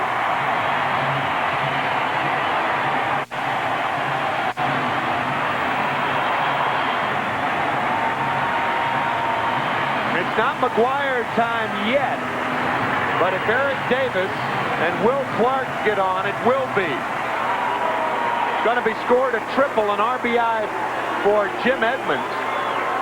And again, an unearned run. And now Dave Wallace of the Mets out to talk to Armando Benitez. They've ruled it a single E9. Really? No RBI. Come on. And watching that replay, I agree with you. McGuire is indeed, as you mentioned, getting ready. But St. Louis needs to get Davis on and Clark on to bring McGuire to the plate. Trying to backhand the ball. That was a tough hop for Perez. Looked to me like it should have been a triple, but nonetheless a single and an error. And if the Cardinals get 2 men on, 2 more men in Davis and Clark, this place will erupt. Runner at third, 2 out for Eric Davis. Strike 1. And we saw Mark McGuire getting prepared over on that Cardinals bench. Should he get a chance to pinch hit against Benitez? He's 1 for 8 lifetime against the Mets closer with 6 strikeouts in the 8 at-bats. To the left side, Ventura guides it across, and now game 1 belongs to the New York Mets. They take the opener of this 2000 National League Championship Series, and we've said it a couple of times already, with Hampton on the mound tonight. Good work out of the bullpen. And Leiter going tomorrow night. A good start to this series for the New York Mets. I would say this puts the Mets right in the driver's seat. Concern, however, of Mike Bordick, if he can't throw tomorrow, then Kurt Abbott would have to start at shortstop, and that would hurt the Mets defensively. A final of 6-2. That makes Hampton the winner. He's now 1-1 in this postseason, and in his career 1-2. A loser of Kile. He's now 1-1 in the same career postseason numbers for Kile, 1-2. And a 6-2 final as the Mets led throughout. We'll come back with interviews from Busch Stadium after game 1 of this NLCS. Back in a moment. 6-2 Mets.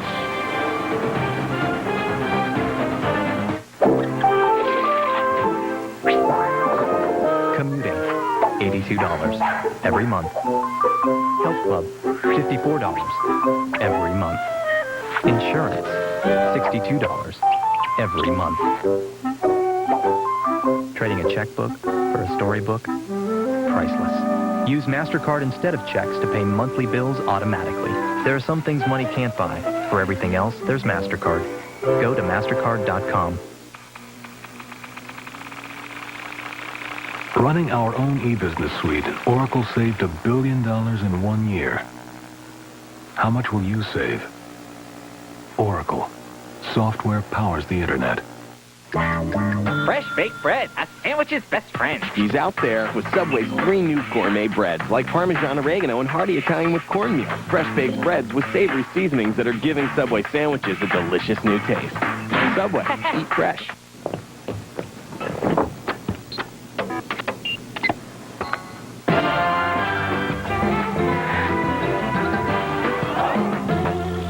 Office Max. You supply the ambition, we'll supply everything else. Bob Fremden. No candidate cares more about our kids. We owe it to our children to provide a safe and... Still going. Long-lasting Energizer batteries keep going and going.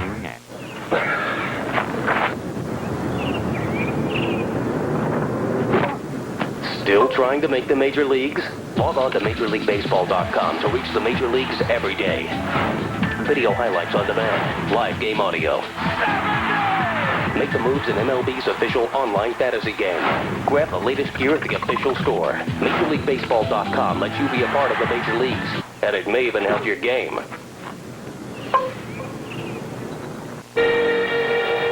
Jamal in the Falcons. Warner and the Rams. It's a Fox NFL Sunday doubleheader this week. At Busch Stadium after the Mets' opening game win in the National League Championship Series with Mike Piazza, who delivered a key first-inning double to score the second of the Mets' runs. Well, let me ask you first about your foot on that play at the plate with Langford in the ninth inning. Are you all right? Yeah, Todd kind of hooked the throw a little bit. It was just kind of awkward. Yeah, it feels all right. I just kind of walked it off a little bit, but I think just because of a little bit of the chill in the air and you know, not having too much action back there. Fortunately, it was just a little stiff, so it feels a lot better. And it's good of us to keep you out here, making it even worse in the cold weather.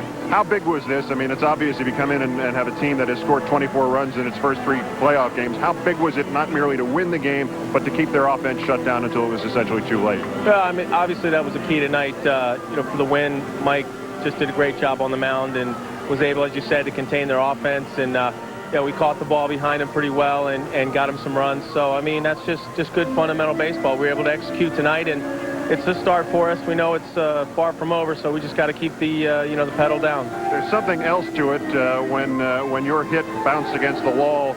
John Stearns was heard to say they've let the man's out of the cage now. Do you feel out of the cage offensively? Well, I swung the bat a lot better tonight, but again, you know, it's only because of the teammates tonight getting on, Timo getting on in front of me, just giving me the opportunities to drive in a run. So, I mean, that's what it's all about. I said many times before, I just want to win. I mean, that's the most important statistic, and do whatever I can. I was able to chip in tonight, so hopefully it's a start. I felt a little more comfortable with the bat, so as I said, hopefully I'll be able to take it tomorrow. All right, and we'll see you tomorrow night, Mike. Thanks very much. Thank you. Joe Buck, back to you upstairs. All right, Keith, thanks, and our thanks to Mike Piazza for hanging in there and staying down on the field during the break. Well, the decision was made by Bobby Valentine to start Mike Hampton. Controversial decision. In some arenas, he picked Hampton. Hampton gets the win, and he has Al Leiter going tomorrow night. The Monster was out of the cage in the first inning, and the Mets took the lead in the first, held on to it, and won it a final of 6-2. I'm Joe Buck saying so long on behalf of Tim McCarver, Bob Brentley, Keith Olbermann, Steve Lyons. For more information on today's game and for information from around Major League Baseball, log on to foxsports.com. You've been watching Fox Sports, home of the 2000 World Series. Join us tomorrow night, Game 2, Leiter and Ankiel from St. Louis. Good night, everybody. The Monster is out. This has been a presentation of Fox Sports, the exclusive home to the Major League Baseball All-Star Game, the Division Series, the ALCS, the NLCS, and the World Series, beginning 2001.